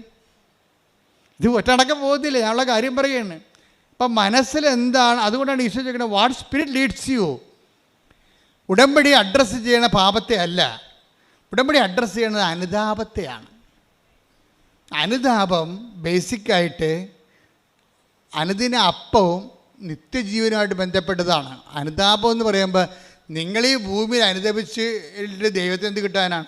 അനുതാപത്തിന് എപ്പോഴും ഒരു ഇറ്റേണൽ ലൈഫായിട്ടൊരു കണക്ഷനുണ്ട് അനുതാപത്തിന്. അനുതാപം ആവശ്യമുള്ള ആൾക്കാരെക്കുറിച്ച് എന്തിനാണ് ഈശോ അങ്ങനെ പറയണത്? അപ്പോൾ എന്തിനാണ് അനുദപിക്കണത്? ശരിക്കും പറഞ്ഞാൽ അനുദപിക്കണത് നിത്യജീവനിലേക്കുള്ള യാത്രയുടെ ഒരു പ്രീ റെക്വിസിറ്റായിട്ടാണ് റിപ്പൻഡൻസ് വരണത്. എന്ന് വെച്ച് കഴിഞ്ഞാൽ നമുക്ക് നിത്യജീവനിലേക്കുള്ള ദൈവത്തിലേക്കുള്ള യാത്രയുടെ ഒരു മുൻ ആവശ്യമായിട്ടാണ് അനുതാപം. അല്ലാതെ നിങ്ങൾക്ക് IELTS പാസ്സാകാനല്ല അനുതാപം. ഇവിടെ പല ആൾക്കാരും അനുദപിക്കുന്നുണ്ടേ. അപ്പോൾ അത് പാകിസ്ഥാനിൻ്റെ വെടിനിർത്തൽ പോലെ ആകുമെന്നേ ഉള്ളൂ. എന്ന് വെച്ചാൽ തൽക്കാലം ഒരു സംഭവം വീട് വെച്ചു, അനുതാപം തീർന്നു, പിന്നെ പഴയ പണ്ടാരമായി മാറും. ആ വീട്ടിൽ ഒരുമാതിരിപ്പെട്ടവർ ആരും കിടത്തി പുറപ്പിക്കത്തില്ല. പണ്ട് വിരുന്നുകാരെങ്കിലും വരുമായിരുന്നു. വീട്ടുകാർ ചിലപ്പോൾ അവരുടെ കുടുംബത്തിലുള്ളവർ തന്നെ ഇത്തിരി പൈസ കുറവ് ആൾക്കാരില്ലേ, പണ്ട് ഇവരെല്ലാം കൂടി ഒരുമിച്ച് എന്നൊക്കെ ജീവിച്ചൊക്കെ ഒരുമിച്ച് മുറി കിടന്ന് ഉറങ്ങിയതാണ്. ഇപ്പോൾ ഇവർക്ക് കൊട്ടാരം പോലെ ഒരു 5-8 മുറി വീട് വെച്ചിരിക്കുകയാണ്. ഇപ്പോഴെന്താണ്, അവിടെ സ്റ്റാറ്റസ് ചേഞ്ച് ചെയ്ത് ഇപ്പം അതിനേക്കാൾ താഴ്ന്ന നിലവാരത്തിൽ ജീവിക്കുന്നവർക്ക് ഇവർക്ക് പുച്ഛമാണ്. എന്നിട്ട് ഈ പണ്ടാര ഉടമ്പടിയാണെന്ന് പറഞ്ഞ് സാക്ഷി പറഞ്ഞ് നടക്കുകയാണ്. ഇതാണ് പ്രശ്നം. ഈ നിലപാടത്തിലൊരു പ്രശ്നമുണ്ട്. നിങ്ങളിപ്പോൾ ഉടമ്പടി എടുത്തു, നിങ്ങൾക്ക് ഭവനം പഴിച്ചു, ആ ഭവനത്തിൽ പണ്ട് കയറ്റിയവരെ നിങ്ങളിപ്പോൾ കയറ്റണില്ല. ആ ഭവനത്തിൻ്റെ അപ്പൂപ്പൻ്റെ അവസ്ഥ എന്താണ്? ചാർത്തിലേക്ക് കൊണ്ടേ ഇട്ടിരിക്കുകയാണ്. ഞങ്ങൾക്ക് ഉടുക്കത്തെ കൊടുക്കാനൊക്കെ ചെല്ലുമ്പോൾ ഞരങ്ങിയും മുളിയും ആ പാവപ്പെട്ടവൻ ചാർത്തിൽ കിടക്കണം കാണാം. അടുക്കള ഇപ്പുറത്ത്, ചാർത്ത് പുറകിൽ, അവിടെ കട്ടിൽ വിട്ട് അങ്ങനെ തൂറിയും മുള്ളിയും കിടക്കും, മണവുമായിരിക്കും. അച്ഛൻ വന്നെന്ന് കേൾക്കുമ്പോൾ ഈ അച്ഛൻ എന്താ ഇപ്പം കെട്ടിയെടുത്ത് കണ്ട് വന്നത്, വല്ല കാര്യമുണ്ട്? ഇയാൾക്ക് നന്നാകാൻ പോണ, ഇപ്പം കുർബാന കൊടുത്തുമ്പോൾ കുത്തി വായി കയറ്റിയെന്ന് ഇയാൾക്ക് എന്തൊക്കെ സംഭവിക്കാൻ പോകണം, ഇയാളുടെ കയ്യിൽ പെരുക്ക്. അപ്പോൾ ഇവൾ മരുമകളെ സംബന്ധിച്ച് മക്കളുടെ കാര്യത്തിൽ ഈ അപ്പനെ നോക്കത്തില്ല. അപ്പനെ നോക്കാതിരുന്നതിൽ അപ്പനെ കുളിപ്പിക്കത്ത് പോലും ഇല്ല. ഇനിയിപ്പം വേറെ ആരെങ്കിലും വന്ന് കുളിപ്പിച്ച് അത്രയും നല്ലതാണെന്ന് പറഞ്ഞാൽ അവൾ നടക്കണത്. ഈ ഉടമ്പടിയുടെ പിന്നിലൊരു ആധ്യാത്മികതയുണ്ട്. ദൈവം ശോധന ചെയ്യുന്നൊരു ആധ്യാത്മികതയുണ്ട്, നിരീക്ഷിക്കുന്ന ആത്മീയത. അപ്പോൾ എന്തിനാണെന്നറിയാമോ, നിങ്ങൾക്ക് I am not satisfied with your covenant relations. നിങ്ങളുടെ ഉടമ്പടി റിലേഷൻസിൽ ഞാൻ നിങ്ങൾ വരെ വെടിക്കെട്ട് സാക്ഷ്യം പറയും, ഞാൻ പക്ഷേ സാറ്റിസ്ഫൈഡ് അല്ല. കാര്യം ഉടമ്പടി എന്ന് പറഞ്ഞാൽ പക്ക അതായത് നിങ്ങൾക്കറിയാമല്ലോ, ആറ്റം ബോംബ് ഹിരോഷിമയിൽ ഇട്ട സാധനം കൊണ്ട് തന്നെയാണ്, ആ അറ്റോമിക് പവർ കൊണ്ട് തന്നെയാണ് നമ്മൾ കപ്പൽ ഓടിക്കുന്നത്, പോസിറ്റീവായിട്ടുള്ള കാര്യങ്ങൾക്ക് വേണ്ടി ഉപയോഗിക്കുന്നത്. അറ്റോമിക് എനർജി എന്ന് പറഞ്ഞാൽ ഭയങ്കര എനർജിയാണ്, ആൾ നശിപ്പിക്കാനും പറ്റും, അതേസമയം തന്നെ വികസനത്തിന് ഉപയോഗിക്കാൻ പറ്റിയ സംഭവമാണ്. അപ്പോൾ ഇതേ സമയം തന്നെ ഉടമ്പടി എന്ന് പറയുന്ന സംഭവം അനാദികാലം മുതലേ നിലനിൽക്കുന്ന ഒരു യുണീക്ക് ഫോർമാറ്റാണ്. അപ്പം അതിൻ്റെത്തേക്ക് വരുമ്പോൾ മനസ്സും ശരീരവും തേച്ച് കഴുകി വൃത്തിയായി ദൈവവുമായിട്ട് ഞാനൊരു എഗ്രിമെൻറ്റിൽ ഏർപ്പെടുകയാണ്. എന്നിട്ട് ഇതൊരു ഉടമ്പടി എന്ന് പറയുന്നത് ഒരു തീരാത്ത ബോധമാണ് എല്ലാ ദിവസവും. അതുകൊണ്ട് ഞങ്ങൾക്ക് ഉടമ്പടിക്ക് ആശീർവാദം തരണത് 20 രൂപ വരെയാണ് ആ ഉടമ്പടിക്ക് ആശീർവാദത്തിന്. വീണ്ടും നിങ്ങൾക്ക് പുതുക്കുമ്പോൾ ഞങ്ങൾക്ക് ആശീർവാദം ഫ്രീ ആയിട്ട് തരണത്. എന്താ കാര്യം? അതിന് വിലമതിക്കാൻ പറ്റത്തില്ല. അതുകൊണ്ടാണ് ആ ഉടമ്പടിക്ക് ആശീർവാദം ഉപയോഗിക്കുന്നവർക്കറിയാം അതിൻ്റെ അകത്തൊരു സത്യസന്ധമായ ഒരു ഉടമ്പടി ആളാണ് അതിൻ്റെ അകത്ത് വിശ്വപ്രമാണം ചെയ്ത് അത് ഉപയോഗിക്കണമെന്നുണ്ടെങ്കിൽ അപ്പം അവർക്ക് ദൈവത്തിൻ്റെ പ്രസൻസ് ഫീൽ ചെയ്യും. അത്രയും വലിയ സംഭവമാണ്. അതുകൊണ്ടാണ് പണ്ടൊക്കെ ഞങ്ങൾ പറയും നിങ്ങൾ ചെപ്പിലിട്ട് സൂക്ഷിക്കണേ. അപ്പോൾ ചിലർ കഴുത്തേക്ക് കെട്ടിക്കൊണ്ട് നടക്കുമ്പോൾ ഞാൻ ചോദിക്കും നിങ്ങൾ ഈ കഴുത്തേക്ക് കെട്ടിക്കൊണ്ട് നടക്കണേ എന്തിനാണെന്ന്. അപ്പോൾ അപ്പനോട് ചോദിക്കുമ്പോൾ അപ്പം പറയും അച്ഛാ എനിക്ക് ഹാർട്ടിൻ്റെ അസുഖമാണ്. അപ്പോൾ ഉടമ്പടിക്ക് ആശീർവാദം എൻ്റെ നെഞ്ചത്ത് കിടക്കുമല്ലോ, ഞാൻ ഓക്കെ അത് ധരിച്ചു ഓക്കെ എന്നൊക്കെ പറയാൻ കറക്റ്റാണ്. അദ്ദേഹത്തിന് ചിലപ്പോൾ അതുകൊണ്ടായിരിക്കും രക്ഷപ്പെടുത്തുന്നത്. പക്ഷേ എന്നാലും ഇത് നഷ്ടപ്പെട്ടാൽ ഞങ്ങൾ തിരിച്ചു തരത്തില്ല. നിങ്ങളുടെ കയ്യിൽ തന്നെ കഷ്ണങ്ങൾ ഉണ്ടെങ്കിൽ ഞങ്ങളത് റീഫണ്ട് ചെയ്യും, പുതിയത് തരും. എന്താ കാര്യം? ഉടമ്പടി റിലേഷനാണ്, നിത്യബോധമാണത്. ഉടമ്പടി ദൈവവുമായിട്ട് നിങ്ങളുടെ അടുത്ത ഉടമ്പടിയിൽ നിത്യബോധമാണ്. അപ്പം അതുകൊണ്ട് തന്നെ എൻ്റെ സഹോദരങ്ങളെ, ഈ ഉടമ്പടിയുടെ ഇത്രയും നാളുള്ള സാക്ഷ്യങ്ങൾ നിങ്ങൾ കേൾക്കണം. സാക്ഷ്യങ്ങൾ കേൾക്കുമ്പോൾ നിങ്ങൾക്ക് മനസ്സിലാകും. ഇപ്പം തന്നെ ഉദാഹരണത്തിന് ഇന്നലെ ബീന വിജയൻ ഇന്നലെ ഒരു സാക്ഷ്യം പറഞ്ഞു. ബീന വിജയൻ്റെ സാക്ഷ്യം എന്ന് പറയുന്നത് നിങ്ങൾ കേൾക്കേണ്ടതാണ്. അത് നമ്മളത് ഇന്ന് അപ്പ് ചെയ്യും. ബീന വിജയൻ എന്താണ് നമ്മൾ അത്ഭുതപ്പെടുത്തുന്ന വിഷയം എന്ന് പറയുന്നത്, ബീന വിജയൻ ബേസിക്കലി നേഴ്സാണ്. അവർ നേഴ്സാണ്. പക്ഷെ ഇപ്പോൾ കല്യാണം കഴിച്ചു, 2 കുഞ്ഞുങ്ങളൊക്കെ ആയി. ഭർത്താവ് എന്ന് പറയുന്നത് നേഴ്സായിരുന്നു, അവർ കല്യാണം കഴിച്ചു. പക്ഷേ ഇവരെ ജോലിക്ക് വിടത്തില്ല ഭർത്താവ്. അതാണ് അവിടെ പ്രശ്നം. പോരെ, ബീന വിജയനെ ജോലിക്ക് വിടത്തില്ല. ജോലിക്ക് വിടാത്തതിൻ്റെ കാരണം ഭർത്താവ് പറയണത് ഞാൻ ജോലി എടുക്കുന്നുണ്ടല്ലോ, നിനക്ക് കുഴപ്പമൊന്നുമില്ലല്ലോ, നമ്മുടെ 2 കുഞ്ഞുങ്ങളെ വളർത്തണ്ടേ, അപ്പോൾ അത് നീയല്ലേ വളർത്തേണ്ടത്, അപ്പം നിനക്ക് ജോലിക്ക് പോകാം, ടീച്ചിങ് പോസ്റ്റ് ആണെങ്കിൽ ഓക്കെ. നൈറ്റ് ഡ്യൂട്ടിക്കും അല്ലാത്ത ഡ്യൂട്ടിക്കൊക്കെ പോയാൽ ഈ കുഞ്ഞുങ്ങളെ ആര് വളർത്തും? അപ്പോൾ കുഞ്ഞുങ്ങൾ നമ്മൾ എത്ര കാശ് മുടക്കിയാലും കുഞ്ഞുങ്ങൾ അന്തങ്ങളായി പോയാൽ ആര് സമാധാനം പറയും? അതുകൊണ്ട് ഞാൻ കഷ്ടപ്പെട്ട് ജോലിക്ക് പോയി കുഞ്ഞുങ്ങളെ നിന്നെ നോക്കിക്കൊള്ളാം, നീ കുഞ്ഞുങ്ങളെ വളർത്തുക, അതാണ് നമ്മുടെ നിധി എന്ന് പറയും. ബീന വിജയനോട് പറയും. ടീച്ചിങ് പോസ്റ്റ് ആണെങ്കിൽ എനിക്ക് കുഴപ്പമില്ല, നിനക്കിപ്പോൾ 9 മണിക്ക് പോയാൽ മതിയല്ല, വൈകുന്നേരം 5 മണിക്ക് വരാം, മക്കൾ പള്ളിക്കൂടത്തിൽ നിന്ന് വരുമ്പോൾ നിനക്കും വരാം, മക്കൾ പോകുമ്പോൾ നിനക്കും പോകാം, ഞാനും എൻ്റെ ജോലിക്ക് പോകും. അപ്പം അങ്ങനെ പക്ഷേ നേഴ്സിന് അങ്ങനെ പറ്റുമോ? ഇവർ അധ്യാപകയല്ലല്ലോ. അപ്പോൾ ഇവളെന്ത് ചെയ്യും? ഇവൾ വിഷമത്തിലാവും. ഇവൾ വന്നേച്ച് ഇവൾ ഈ ഉടമ്പടി സാക്ഷ്യങ്ങളെല്ലാം കേട്ടെന്ന് പറഞ്ഞ് ദൈവമേ ഞാൻ കൃപാസനത്തിൽ പോകാം, അമ്മയ്ക്ക് എന്തെങ്കിലും ചെയ്യാൻ പറ്റുമായിരിക്കും. അതാണ് ഈ സാക്ഷ്യങ്ങൾ കേൾക്കുമ്പോൾ ഉണ്ടാകുന്ന ബോധ്യം എന്ന് പറയുന്നത്. അത് ബോധ്യമാണ്. ഞാൻ മുമ്പ് നിങ്ങളോട് പറഞ്ഞില്ലേ, ഉടമ്പടി ബോധ്യങ്ങൾ ഉണ്ടാക്കാൻ വേണ്ടി ഉടമ്പടി ധ്യാനങ്ങൾ കൂടുക. രണ്ടാമത്തത് എന്താണ്? ഉടമ്പടി സാക്ഷ്യങ്ങൾ കേൾക്കുക. അപ്പോൾ രണ്ടാമത്തത് ഉടമ്പടി സാക്ഷ്യങ്ങൾ കേൾക്കുന്നതാണ്. അപ്പോൾ സാക്ഷ്യങ്ങളെല്ലാം കേട്ട് കഴിഞ്ഞപ്പോൾ ബീന വിജയന് തോന്നിയത് എന്താണ്? എൻ്റെ അവസ്ഥ ഒരു പോക്കീസാണ്. കാര്യം നേഴ്സാണ്, ജോലിക്ക് പോകാൻ പറ്റത്തില്ല. അധ്യാപികയാണെങ്കിൽ മാത്രമേ ഭർത്താവ് ജോലിക്ക് വിടത്തുള്ളൂ. നേഴ്സിന് ആരാണ് അധ്യാപികയായിട്ട്? ഇതൊക്കെ നടക്കാത്ത കാര്യമാണ്. എന്നാലും ഉടമ്പടി ചെല്ലുമ്പോൾ ഈ സാക്ഷ്യങ്ങളെല്ലാം കേട്ടിട്ട് അവർക്കൊരു ബോധ്യം കിട്ടി. എന്താണ്? അമ്മ എന്തെങ്കിലും ഒരു പഴുതുണ്ടാക്കുമെന്നാണ്. അതാണ് അറിവ്, അതാണ് ബോധ്യം എന്ന് പറയുന്നത്. ഞാൻ ചെന്ന് അമ്മയോട് പറയാം എൻ്റെ അവസ്ഥ. 2 കുഞ്ഞുങ്ങളൊക്കെ ആയിട്ട് ഇപ്പോൾ 9 കൊല്ലമായി കല്യാണം കഴിച്ചിട്ട് ഇതുവരെ ഒരു കാര്യം പറ്റിയിട്ടില്ല. ഇനി അമ്മയടുത്ത് ചെന്ന് പറയാം. അമ്മയടുത്ത് ചെന്ന് പറഞ്ഞു, അമ്മേ ഉടമ്പടി എടുത്ത് പറഞ്ഞു, അമ്മേ എൻ്റെ അവസ്ഥ ഇതാണ്, എനിക്ക് രാവിലെ കുഞ്ഞുങ്ങളുടെ കൂടെ പോകണം, എന്നിട്ട് തിരിച്ച് കുഞ്ഞുങ്ങളുടെ കൂടെ വരണം, പക്ഷേ എനിക്ക് നേഴ്സിംഗ് ആണ് എൻ്റെ പോസ്റ്റ്, എനിക്ക് അതിന് പറ്റിയ ഒരു ജോലി തന്നെ എന്ന് പറയും. അപ്പോൾ എന്നാ ചെയ്തതെന്നറിയാമോ? ഇവളുടെ ഒരു സത്യാവസ്ഥയും അവൾ ആ ഉടമ്പടിയിലേക്ക് അനുവർത്തിച്ചിരിക്കുന്ന നിലപാടുകളും സമീപനങ്ങളൊക്കെ എല്ലാം അമ്മയ്ക്ക് ഭയങ്കര പ്രിയങ്കരമായ ഒരു ചാനലിലൂടെയാണ് ഇവിടെ മൂവ് ചെയ്യണത്. അങ്ങനെ മൂവ് ചെയ്ത് കഴിഞ്ഞാൽ കാര്യം ഉടമ്പടി നിങ്ങൾ എപ്പോഴും ശ്രദ്ധിക്കേണ്ട ഇതാണ്, എപ്പോഴും ഉടമ്പടി പുതുക്കുന്ന ആൾക്കാരാണ് കൂടുതൽ ശ്രദ്ധിക്കേണ്ടത്. കാര്യം ഇന്നലെ ഉടമ്പടി പുതുക്കിയിരിക്കുന്നത് 1100 പേരാണ് അടുത്ത് ഇന്നലെ ഉടമ്പടി പുതുക്കിയിരിക്കുന്നത്. പക്ഷേ പുതുക്കുന്ന ആൾക്കാർ ശ്രദ്ധിക്കേണ്ട ഒരു കാര്യം വെച്ച് കഴിഞ്ഞാൽ, പുതുക്കി കഴിയുമ്പോൾ നിങ്ങൾ ഓർക്കണം, നിങ്ങൾ ഉടമ്പടി എടുക്കുന്നതിന് മുമ്പും ഉടമ്പടി എടുത്ത ശേഷവും നിങ്ങൾക്കുണ്ടായ മാറ്റം, നിങ്ങൾ ആരാണ്. നിങ്ങൾ ഉടമ്പടി എടുക്കുന്നതിന് മുമ്പുള്ള ആൾ തന്നെയാണ് ഇപ്പോഴെങ്കിൽ നിങ്ങൾ പുതുക്കിയിട്ടില്ല.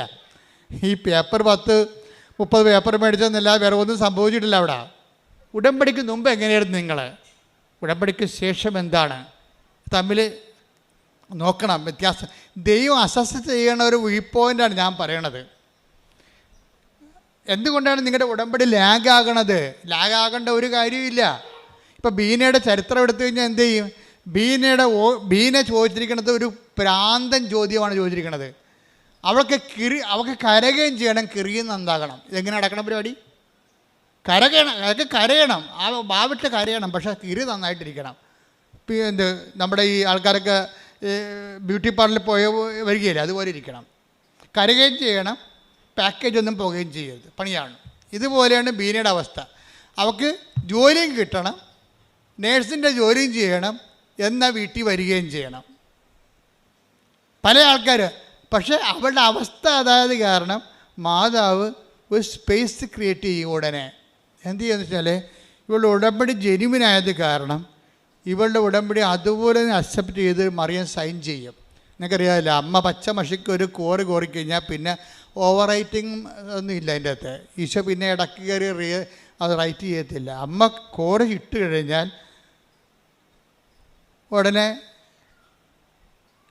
അപ്പോൾ ഈ കാനായിലെ കല്യാണത്തിൽ അങ്ങനെയാണല്ലോ, അവൻ പറയുന്നത് ചെയ്യാൻ പറഞ്ഞ് കോരി ഇട്ടിരിക്കുകയാണ്. പിന്നെ അവിടെ റീറൈറ്റിംഗ് ഒന്നും ഇല്ല, അത് നേരെ അങ്ങോട്ട് പാസ്സായി പോകുകയുള്ളൂ. കാര്യം അമ്മയുടെ ഒരു ബലം അതാണ്, ഒരു മരിയൻ ബലമെന്ന് പറയുന്നത് അതാണ്. അപ്പോൾ ബീനയുടെ വിഷയത്തിൽ അമ്മ ഒരു പോസ്റ്റ് അവരുടെ സ്കൂളിൽ തന്നെ, അടുത്തുള്ളൊരു സ്കൂളിൽ, ഒരു വലിയ പുരാതനമായ സ്കൂളിൽ തന്നെ ഒരു പോസ്റ്റ് ക്രിയേറ്റ് ചെയ്യും. ഉടനെ എൻ്റെ അമ്മ ആ സാക്ഷ്യത കേൾക്കണം. ഒരു പോസ്റ്റ് ഇവയ്ക്ക് വേണ്ടി മാത്രം ഒരു പോസ്റ്റ് ക്രിയേറ്റ് ചെയ്യും. എന്തിൻ്റെ പോസ്റ്റാണ്? ഇംഗ്ലീഷ് മീഡിയം സ്കൂളിൽ നേഴ്സിംഗ് പോസ്റ്റ്. എങ്ങനെ പരിപാടി ഉണ്ടെന്നൊക്കെ. ഇംഗ്ലീഷ് മീഡിയം സ്കൂളിൽ മാത്സിൻ്റെ പോസ്റ്റല്ലേ, കെമിസ്ട്രിയുടെ പോസ്റ്റല്ലേ, നേഴ്സിംഗ് പോസ്റ്റ്. എന്നുവെച്ചാൽ രാവിലെ പോയാൽ മതി, വൈകുന്നേരം വരാൻ പറ്റും. എന്നിട്ട് ഇൻ്റർവ്യൂ, എന്നിട്ട് ഒരു കൂട്ടുകാരി മുഖേന ഇവർക്ക് ഇൻറ്റിമേഷൻ കിട്ടും.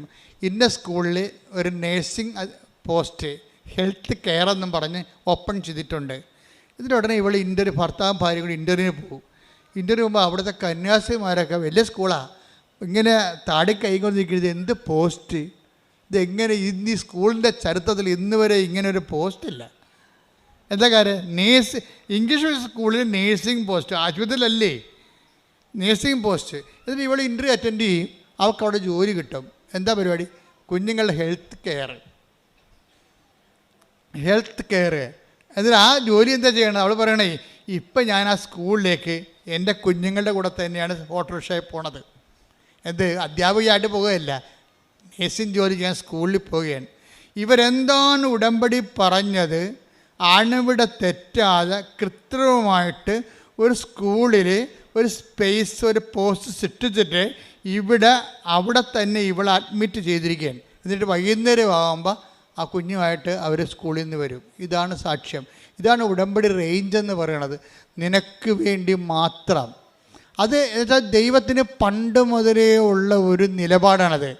നീ ഉത്തമയാണെന്ന് കണ്ടാൽ നിനക്ക് വേണ്ടി ജനതകളെ, യെശയ്യാ 43:4, നീ എനിക്ക് വിലപ്പെട്ടവനും ബഹുമാന്യനും പ്രിയങ്കരനും ആയതുകൊണ്ട് നിനക്ക് പകരമായി മനുഷ്യരെയും നിന്റെ ജീവന് പകരമായി ജനതകളെയും ഞാൻ നൽകുന്നു.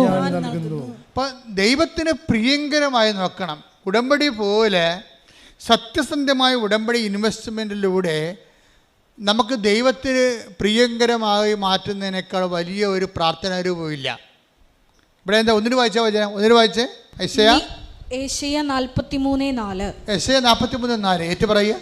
നീ എനിക്ക് വിലപ്പെട്ടവനും ബഹുമാന്യനും പ്രിയങ്കരനും ആയതുകൊണ്ട് നിനക്ക് പകരമായി മനുഷ്യരെയും നിന്റെ ജീവന് പകരമായി ജനതകളെയും ഞാൻ നൽകുന്നു.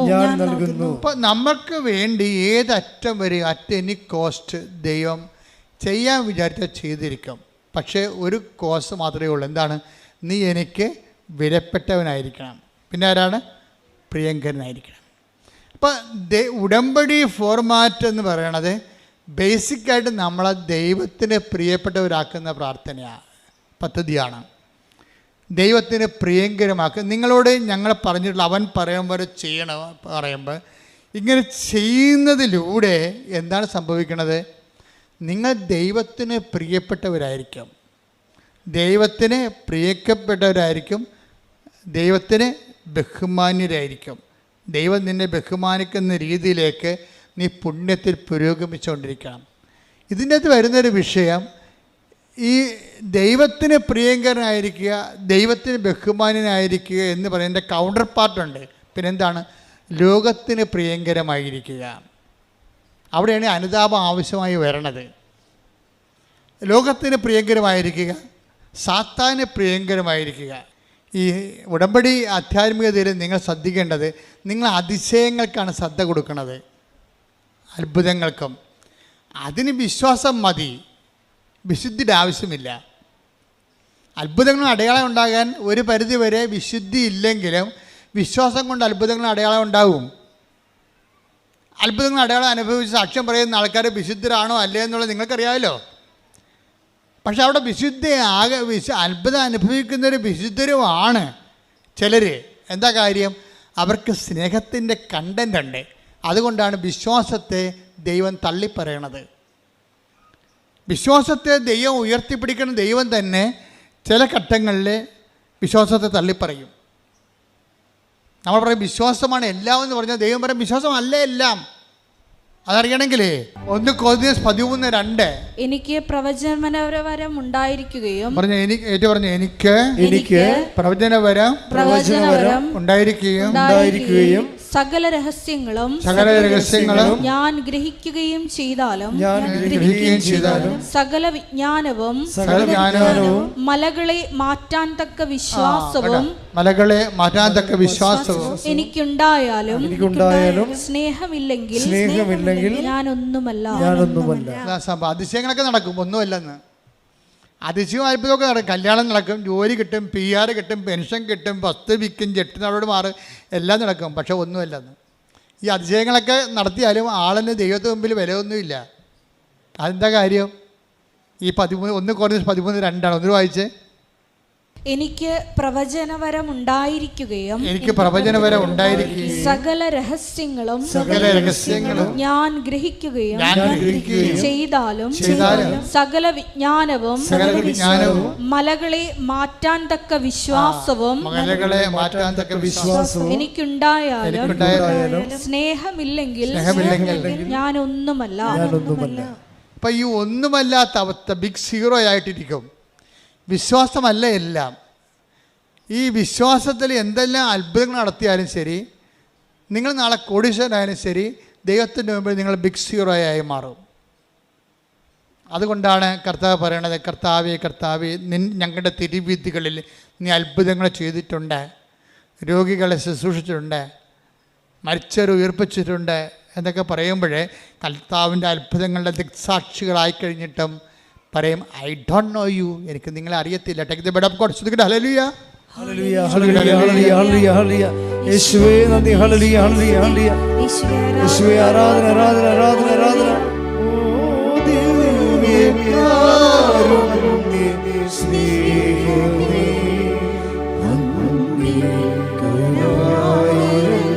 സ്തോത്രമേ. ഓ ദിവ്യകാരുണ്യ സ്നേഹമേ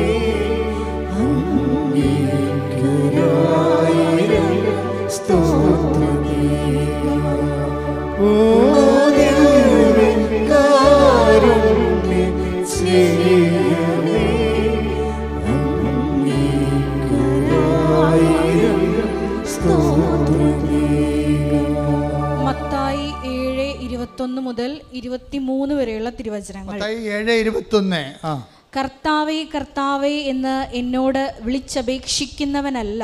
പറഞ്ഞേ, കർത്താവേ കർത്താവേ കർത്താവേ കർത്താവേ എന്ന് എന്നോട് വിളിച്ചപേക്ഷിക്കുന്നവനല്ല എന്റെ സ്വർഗസ്ഥനായ പിതാവിന്റെ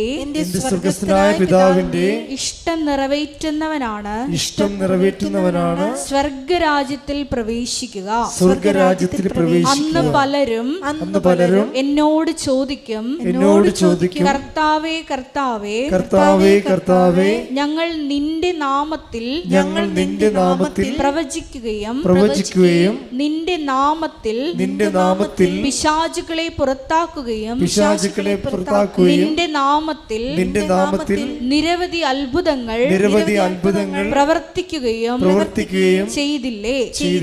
അപ്പോൾ ഞാൻ അവരോട് പറയും, നിങ്ങളെ ഞാൻ ഒരിക്കലും അറിഞ്ഞിട്ടില്ല. അനീതി പ്രവർത്തിക്കുന്നവരെ നിങ്ങൾ എന്നിൽ നിന്ന് അകന്നു പോകുവിൻ. ഇപ്പൊ നമുക്ക് മനസ്സിലാകുന്നൊരു സത്യം, ഈ അടയാളങ്ങൾ കണ്ടാലും സാക്ഷ്യം പ്രവർത്തിച്ചാലും സാക്ഷ്യങ്ങൾ ഉണ്ടായാലും നമ്മൾ ചില സമയത്ത് ദൈവതിരുസന്നിധിയിൽ ദൈവം അറിയാത്ത ആൾക്കാരായിട്ട് മാറും. കാര്യം അത്ഭുതങ്ങളും അടയാളങ്ങളും ആധ്യാത്മികതയുടെ ഭാഗമല്ല. ശരിക്കും ആധ്യാത്മികതയുടെ ഒരു വരാൻ പോകുന്ന ദൈവത്തിൻ്റെ സ്നേഹത്തിൻ്റെ ഒരു അടയാളമായിട്ട് വരും. അപ്പോൾ coming love of God, the sign of coming love of God, നമ്മളിലേക്ക് ദൈവം വന്ന് ചേർന്ന് ജീവിക്കുന്ന ജീവിതത്തിൻ്റെ ഒരു അറിവടയാളമായിട്ടാണ് ഇത് വരുന്നത്. പക്ഷേ അതിൽ തന്നെ ദൈവമായിട്ടുള്ള ബന്ധമല്ല. ശരിക്കും ദൈവമായിട്ടുള്ള ബന്ധം വേണമെങ്കിൽ എന്ത് ചെയ്യണം? അനീതി പ്രവർത്തിക്കുന്നവരെ എന്ന് വെച്ച് കഴിഞ്ഞാൽ സ്നേഹമില്ലാതെ പ്രവർത്തിക്കുന്നവരെ. നീതിയും സ്നേഹവും തമ്മിലാണ് ബൈബിള് കണക്ട് ചെയ്യണത്. അനീതി പ്രവർത്തിക്കണമെന്ന് വെച്ച് കഴിഞ്ഞാൽ സ്നേഹമില്ലാതെ പ്രവർത്തിക്കുന്നവരെ. കുറേ കാര്യങ്ങളൊക്കെ നടക്കാം, പക്ഷേ അതേസമയത്ത് നമ്മുടെ ഉള്ളിൽ ബേസിക്കായിട്ട് സ്നേഹം ഉണ്ടാകത്തില്ല. അപ്പോൾ ഇതിങ്ങനെ ദുരന്തം പിടിച്ച ക്രിസ്ത്യാനി ഇങ്ങനെ കുറേ എണ്ണമുണ്ട്. എന്ന് വെച്ചാൽ ഭയങ്കര ഉടമ്പടി. പല ആൾക്കാരുടെയും വിശ്വാസം പോയിരിക്കണേ എന്തുകൊണ്ടാണ്? ഇപ്പം നമ്മൾ നീലത്തിരി കത്തിക്കുമ്പോൾ തന്നെ മരുമോൾ എന്താണ്ട് അപ്പുറത്തുനിന്ന് പറയണത്, ശവം നീലത്തിരി കത്തിക്കാൻ തുടങ്ങിയിട്ടുണ്ട്. ഇവളുടെ കാര്യമൊക്കെ നടക്കാൻ വേണ്ടി ഇങ്ങനെ പറയും. ഇവളുടെ കയ്യിരിപ്പ് ദൈവത്തിന് അറിയാവാ. ഈ ജന്മത്തി അക്കറെ 1000 തിരി കത്തിച്ചാൽ ഇവർ രക്ഷപ്പെടത്തില്ല എന്നാണ് അടുക്കള എന്നുകൊണ്ട് ചിലപ്പോൾ അമ്മ അല്ലെങ്കിൽ മരുമകളാണ് പറയണത് നിങ്ങളെക്കുറിച്ച്. എന്താ കാര്യം? നിങ്ങൾ ഏറ്റവും അറിയാവുന്നവരാരാണ്? നിങ്ങളുടെ വീട്ടിലുള്ളവരാ. ദൈവം കഴിഞ്ഞാൽ പിന്നെ നിങ്ങളെ അറിയാവുന്നവരാരാണ്? നിങ്ങളുടെ വീട്ടിലുള്ളവരാണ്. അപ്പം നിങ്ങൾ ഈ ഉടമ്പടിയൊക്കെ എടുത്ത് ഇങ്ങനെയൊക്കെ ജയിക്കുമ്പോൾ മറ്റുള്ളവർക്കറിയാം എത്ര ഉടമ്പടിക്ക് പോയിട്ടും ഇത് പണ്ട് പാക്കനാർ ചുരക്കായും കൊണ്ട് കാശി പോയ പോലെ ഇരിക്കുമെന്ന്.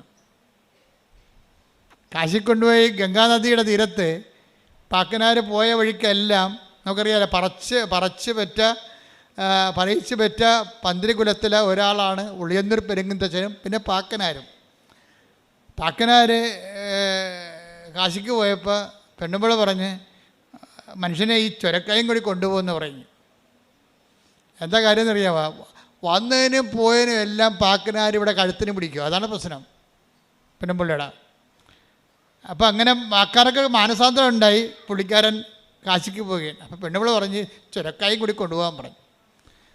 അപ്പോൾ അത് എന്തെങ്കിലും ഒരു നൈവേദ്യത്തിനായിരിക്കും വിചാരിച്ചുകൊണ്ട് തിരിച്ചു കൊണ്ടുപോകാൻ കേട്ടാന്ന് പറഞ്ഞ് അവിടെ ഇപ്പോൾ പൂജിച്ചിട്ട് തിരിച്ചു കൊണ്ടുപോയി നമുക്ക് അറിയിച്ചു കഴിഞ്ഞാൽ എല്ലാ രോഗം മാറുമെന്ന് പെണ്ണുമ്പിള്ള പറഞ്ഞിരിക്കുക. അങ്ങനെ ചുരക്കായും കായും കൊണ്ട് പാക്കനാർ പോയിരിക്കുകയാണ് കാശിക്ക്. പോയ എല്ലാ വെച്ചമ്പലത്തിലും കുടുംബക്ഷേത്രങ്ങളിലും എല്ലാം പാക്കനാർ തൊഴുകയും ചെയ്യും. അവിടെയുള്ള കുളത്തിലെല്ലാം ഈ ചുരക്ക കഴുകുകയും ചെയ്യും. തിരിച്ച് കാശിക്ക് പോയി ഗംഗയിലും കൊണ്ട് സ്നാനം ചെയ്തപ്പോൾ പാക്കനാർ ചുരക്ക അവിടെ കഴുകി തിരിച്ച് കൊണ്ടുവന്ന് ഭാര്യയ്ക്ക് കൊടുത്തേ നീ പറഞ്ഞ പോലെ എല്ലാം ചെയ്തിട്ടുണ്ട്, ഇനിയിപ്പോൾ അതിൻ്റെ കുറവുണ്ടാകരുത്. പെണ്ണും വിളിച്ച് വെട്ടിക്കീറി കഴുകി വെട്ടി കൊത്തി എരിഞ്ഞ് കറിവെക്കുകയും ചെയ്ത്. പക്ഷേ ചുരക്കാക്ക് കയ്പ്പാണ് ഭയങ്കര. അപ്പോഴേ പാക്കനായ പറഞ്ഞ് നീ കറിവെച്ചിട്ട് പിന്നെ ചുരക്കാക്ക് കയ്പ്പാണല്ല. അപ്പോൾ പെണ്ണുമ്പിള്ള ചിരിച്ച് എന്താ കാര്യം? ഇതുപോലെ നിങ്ങളുടെ അവസ്ഥയെന്ന്. ഇതുപോലെയാണ് നിങ്ങളുടെ അവസ്ഥയെന്ന്. എത്ര തീർത്ഥ സ്ഥലിൽ കഴുകിയിട്ടും നിങ്ങൾക്ക് മാറ്റമൊന്നുമില്ല. എത്ര ഉടമ്പടി എടുത്തിട്ടും നിങ്ങൾ പഴയ ആളാണ്. തെറ്റുകൾ ആവർത്തിക്കുന്നു എന്നാണ് പറയണത്. തെറ്റുകൾ ആവർത്തിക്കുന്നു. ആ പഴയ ജീവിതത്തിൻ്റെ കയ്പ്, സ്വഭാവത്തിൻ്റെ കയ്പ് മാറണില്ല, മധുരമാകണില്ല, സ്നേഹം വരണില്ല. കുറേ അടയാളം കാണുന്നു, കുറേ സാക്ഷ്യം പറയുന്നതല്ലാതെ ഹൃദയത്തിന് ആ സ്നേഹത്തിലേക്കും ക്ഷമയിലേക്കും ആ കൈമാറ്റത്തിലേക്കും മറ്റുള്ളവരെ സന്ധിക്കുന്നതിലേക്കും ഒരു മധുരതയിലേക്ക് വരണില്ല. കയ്പാണ് ഇപ്പോഴും ഇരിക്കണത്. പാക്കനാടിൻ്റെ ചുരക്ക പോലെ തന്നെയാണ് ഉടമ്പടിക്ക് ശേഷവും നിങ്ങൾ ഇരിക്കണമെന്നുണ്ടെങ്കിൽ നിങ്ങൾ ഉടമ്പടിയിലല്ല എന്നുള്ള കാര്യമാണ് നമ്മൾ അറിയേണ്ടത്. എന്താ അങ്ങനെ പറയാൻ കാരണം അറിയാവോ? പണ്ട് കർത്താവ് ഒരു ചേടത്തിയോട് പറഞ്ഞ് എന്താ പറഞ്ഞത്? അപ്പോൾ ആ ചേടത്തി അത് അക്സെപ്റ്റ് ചെയ്തു. എന്താ പറഞ്ഞത്? മർക്കോസിൻ്റെ 27 അല്ലേ? കാനങ്കാരിയോട് കാനങ്കാരി പറഞ്ഞ് എൻ്റെ മകള് ഭയങ്കര അസുഖമായിട്ട് കിടക്കുകയാണെന്ന് പറഞ്ഞു. പിശാച് ബാധിച്ചിരിക്കണമെന്ന് പറഞ്ഞു. മകള് അവളുടെ തലയെ കൈവച്ച് പ്രാർത്ഥിച്ച് ഒരു അത്ഭുതം കാണിക്കണം, എൻ്റെ മകളെ രക്ഷപ്പെടുത്തണമെന്ന് കർത്താവിനോട് ഈ കാനങ്കാരി പറയും. അപ്പോൾ ഈശോ പറഞ്ഞൊരു വാക്കുണ്ട്. എന്താണ്? മർക്കോസ് 7:27. അവൻ പ്രതിവചിച്ചു. എന്താണ്? ആദ്യം മക്കൾ ഭക്ഷിച്ച് തൃപ്തരാകട്ടെ. മക്കളുടെ അപ്പമെടുത്ത് മക്കളുടെ അപ്പമെടുത്ത് നായ്ക്കൾക്ക് എറിഞ്ഞു കൊടുക്കുന്നത് നന്നല്ല. അതാണ്. ആദ്യം മക്കളെ ഭക്ഷിച്ച് തൃപ്തരാകട്ടെ. പൊതുവെ ഈ കമൻട്രി പുസ്തകങ്ങളിലൊക്കെ കിടക്കണ എന്താണെന്നറിയോ? മക്കളെന്ന് പറഞ്ഞാൽ ഇസ്രായേൽക്കാരും പുറത്തുള്ള വിജാതീയരായിട്ടുള്ള ഇസ്രായേൽക്കാരല്ലാത്ത ആൾക്കാരാണ് നായ്ക്കളെന്ന്. ശരിക്കും പറഞ്ഞാൽ അതാണോ? മക്കളെന്ന് പറയുന്നത് നിത്യജീവന് വേണ്ടി വിളിക്കപ്പെട്ട ആൾക്കാരുമുണ്ട്, ലോകജീവിതത്തിന് വേണ്ടി വിളിക്കപ്പെട്ട ആൾക്കാരുമുണ്ട്. ബൈബിളല്ലേ നമ്മൾ വ്യാഖ്യാനിക്കണത്, അല്ലാതെ അവിടുത്തെ ജിയോഗ്രാഫിക്കൽ സിറ്റുവേഷൻ സമുദായ സമവാക്യങ്ങളാണ് ആ വ്യാഖ്യാനിക്കണത്. അല്ല, ബൈബിൾ എന്താ പറയണത്? ആരാണ് നായെന്ന് ബൈബിൾ പറയുന്നുണ്ട്. ബൈബിൾ പറയണത് ആരാണ്? മക്കളുടെ അപ്പം എടുത്ത് നായ്ക്കൾക്ക് കൊടുക്കുക വിഹിതമല്ല. ആരാണ് നായ? സുഭാഷിതം വായിച്ചേ. സുഭാഷിതം ഒരു 26:11 വായിച്ചേ. ആരാണ് നായ എന്ന് പറയുന്നുണ്ട് അവിടെ? സുഭാഷിതങ്ങൾ 26:11. ഭോഷത്വം ആവർത്തിക്കുന്നവൻ, തെറ്റുകൾ ആവർത്തിക്കുന്നവൻ. പറഞ്ഞേ, തെറ്റുകൾ ആവർത്തിക്കുന്നവൻ ഛർദിച്ചത് ഭക്ഷിക്കുന്ന നായയെ പോലെയാണ്. അതാണ് പ്രശ്നം. തെറ്റുകൾ ആവർത്തിക്കുന്നവനെയാണ് ബൈബിൾ നായ എന്ന് വിളിക്കുന്നത്. മനസ്സിലായില്ലേ? ഇത് അച്ഛൻ്റെ വ്യാഖ്യാനമല്ല, ഞാൻ ആ വ്യാഖ്യാനം എടുത്തത് പത്രോസിൽ നിന്നാണ് എടുത്തത്. 2 പത്രോസ് 2:20. നമ്മുടെ കർത്താവും രക്ഷകനുമായ യേശുക്രിസ്തുവിനെ കുറിച്ചുള്ള അറിവ് മൂലം അവർ ലോകത്തിന്റെ മാലിന്യങ്ങളിൽ നിന്ന് ലോകത്തിന്റെ മാലിന്യങ്ങളിൽ നിന്ന് രക്ഷ പ്രാപിച്ചതിന് ശേഷം വീണ്ടും അവയിൽ കുരുങ്ങുകയും അവയാൽ തോൽപ്പിക്കപ്പെടുകയും ചെയ്യുന്നെങ്കിൽ അവരുടെ അന്ത്യസ്ഥിതി ആദ്യത്തേതിനേക്കാൾ മോശമായിരിക്കും. കാരണം തങ്ങൾക്ക് ലഭിച്ച വിശുദ്ധ കൽപ്പനയെ കുറിച്ച് അറിഞ്ഞിട്ട് അതിൽ നിന്ന് പിന്മാറുന്നതിനേക്കാൾ അവർക്ക് നല്ലത് നീതിയുടെ വഴിയെ കുറിച്ച് അറിയാതിരിക്കുകയായിരുന്നു. നായ് ഛർദിച്ചത് തന്നെ വീണ്ടും ഭക്ഷിക്കുന്നു. കുളിച്ച പന്നി ചെളിക്കുണ്ടിൽ വീണ്ടും ഉരുളുന്നു. അതാണ് സംഭവം. അതായത് നായ ഛർദിച്ചത് തന്നെ, ഇതേതാണ് നായ എന്ന് പറയണത്? ഈ ഛർദിച്ചത് തന്നെ പിന്നെ തിന്നുന്ന ഒരു സ്വഭാവമാണ് നായ്ക്കുള്ളത്. ഇത് തന്നെ തെറ്റുകളെ വീണ്ടും വീണ്ടും ആവർത്തിക്കുന്ന ആളിനെയാണ് ബൈബിൾ നായ എന്ന് വിളിക്കുന്നത്. മനസ്സിലായില്ലേ? ഒരിക്കൽ കർത്താവിൻ്റെ ഉടമ്പടിയിലൂടെ നീ വന്നു, സാക്ഷ്യങ്ങൾ പറഞ്ഞു, വിശുദ്ധ ജീവിതം നയിച്ചതിന് ശേഷം വീണ്ടും അവയാൽ കുരുങ്ങുകയും അവയാൽ തോൽപ്പിക്കപ്പെടുകയും ചെയ്ത് നീ വീണ് പോയാൽ ആരാണ് നീ നായയാണ്. എന്താണ്? തെറ്റുകൾ ആവർത്തിക്കുന്നു. സുഭാഷിതം എന്താ പറയണത്? 26:11 ഭോഷൻ തെറ്റുകൾ ആവർത്തിക്കുന്നു, അവൻ ഛർദിച്ച് തിന്നുന്ന നായയെപ്പോലെയാണെന്ന്. അപ്പം നിങ്ങൾ വിട്ടുപേക്ഷിച്ച തെറ്റുകളെ, തിന്മകളെ ഉടമ്പടി കാലത്തിന് ശേഷം വീണ്ടും നിങ്ങൾ ആവർത്തിച്ചാൽ ദൈവതിരുസന്നിധിയിൽ ഛർദ്ദിച്ച് തിന്നുന്ന നായയെപ്പോലെയാണ്. ഛർദ്ദിച്ച് തിന്നുന്ന നായക്കുള്ള കുഴപ്പം എന്താണ്? മക്കളുടെ അപ്പം കിട്ടത്തില്ല. മക്കളുടെ അപ്പം എന്ന് പറഞ്ഞാൽ എന്താ? നിത്യജീവനാസാനം. മക്കളുടെ അപ്പത്തെക്കുറിച്ച് മാത്രം നമ്മൾ ബൈബിളിനോട് ഫോളോ ചെയ്ത് പോയി കഴിഞ്ഞാൽ നമുക്ക് മനസ്സിലാകും, ഈ അപ്പം ഭക്ഷിക്കുന്നവൻ നിത്യം ജീവിക്കും. ഞാൻ നൽകുന്ന അപ്പം ഭക്ഷിക്കുന്നവന് അവൻ മരിക്കുകയില്ല. അതാ സംഭവം. മക്കളുടെ അപ്പം എന്ന് പറയുന്നത് എന്താണ്? നിത്യജീവനാണ്. ദൈവത്തിൻ്റെ ഇഷ്ടമനുസരിച്ച് ജീവിച്ചുകൊണ്ട് ദൈവത്തിൻ്റെ ഇഷ്ടത്തിന് ഉടമ്പടിയുടെ ഒരു അത്ഭുതകാലം കഴിയുമ്പോൾ ആ വ്യക്തി ഉടമ്പടി വയറ്റിലേക്ക്, ഉടമ്പടി സിൽവർ ഗ്രേഡിലേക്ക് വരുമ്പോൾ ദൈവത്തിൻ്റെ ഇഷ്ടം, ദൈവത്തിനോടുള്ള മനുഷ്യനുള്ള സ്നേഹത്താൽ സ്വീകരിച്ചുകൊണ്ട് അത്ഭുതങ്ങളും അടയാളം കാണാത്ത ദൈവത്തിൻ്റെ തിരുമനസ് നിങ്ങൾ അറിയാത്ത ഭക്ഷണം ഇന്നുമെന്നും കൂടെ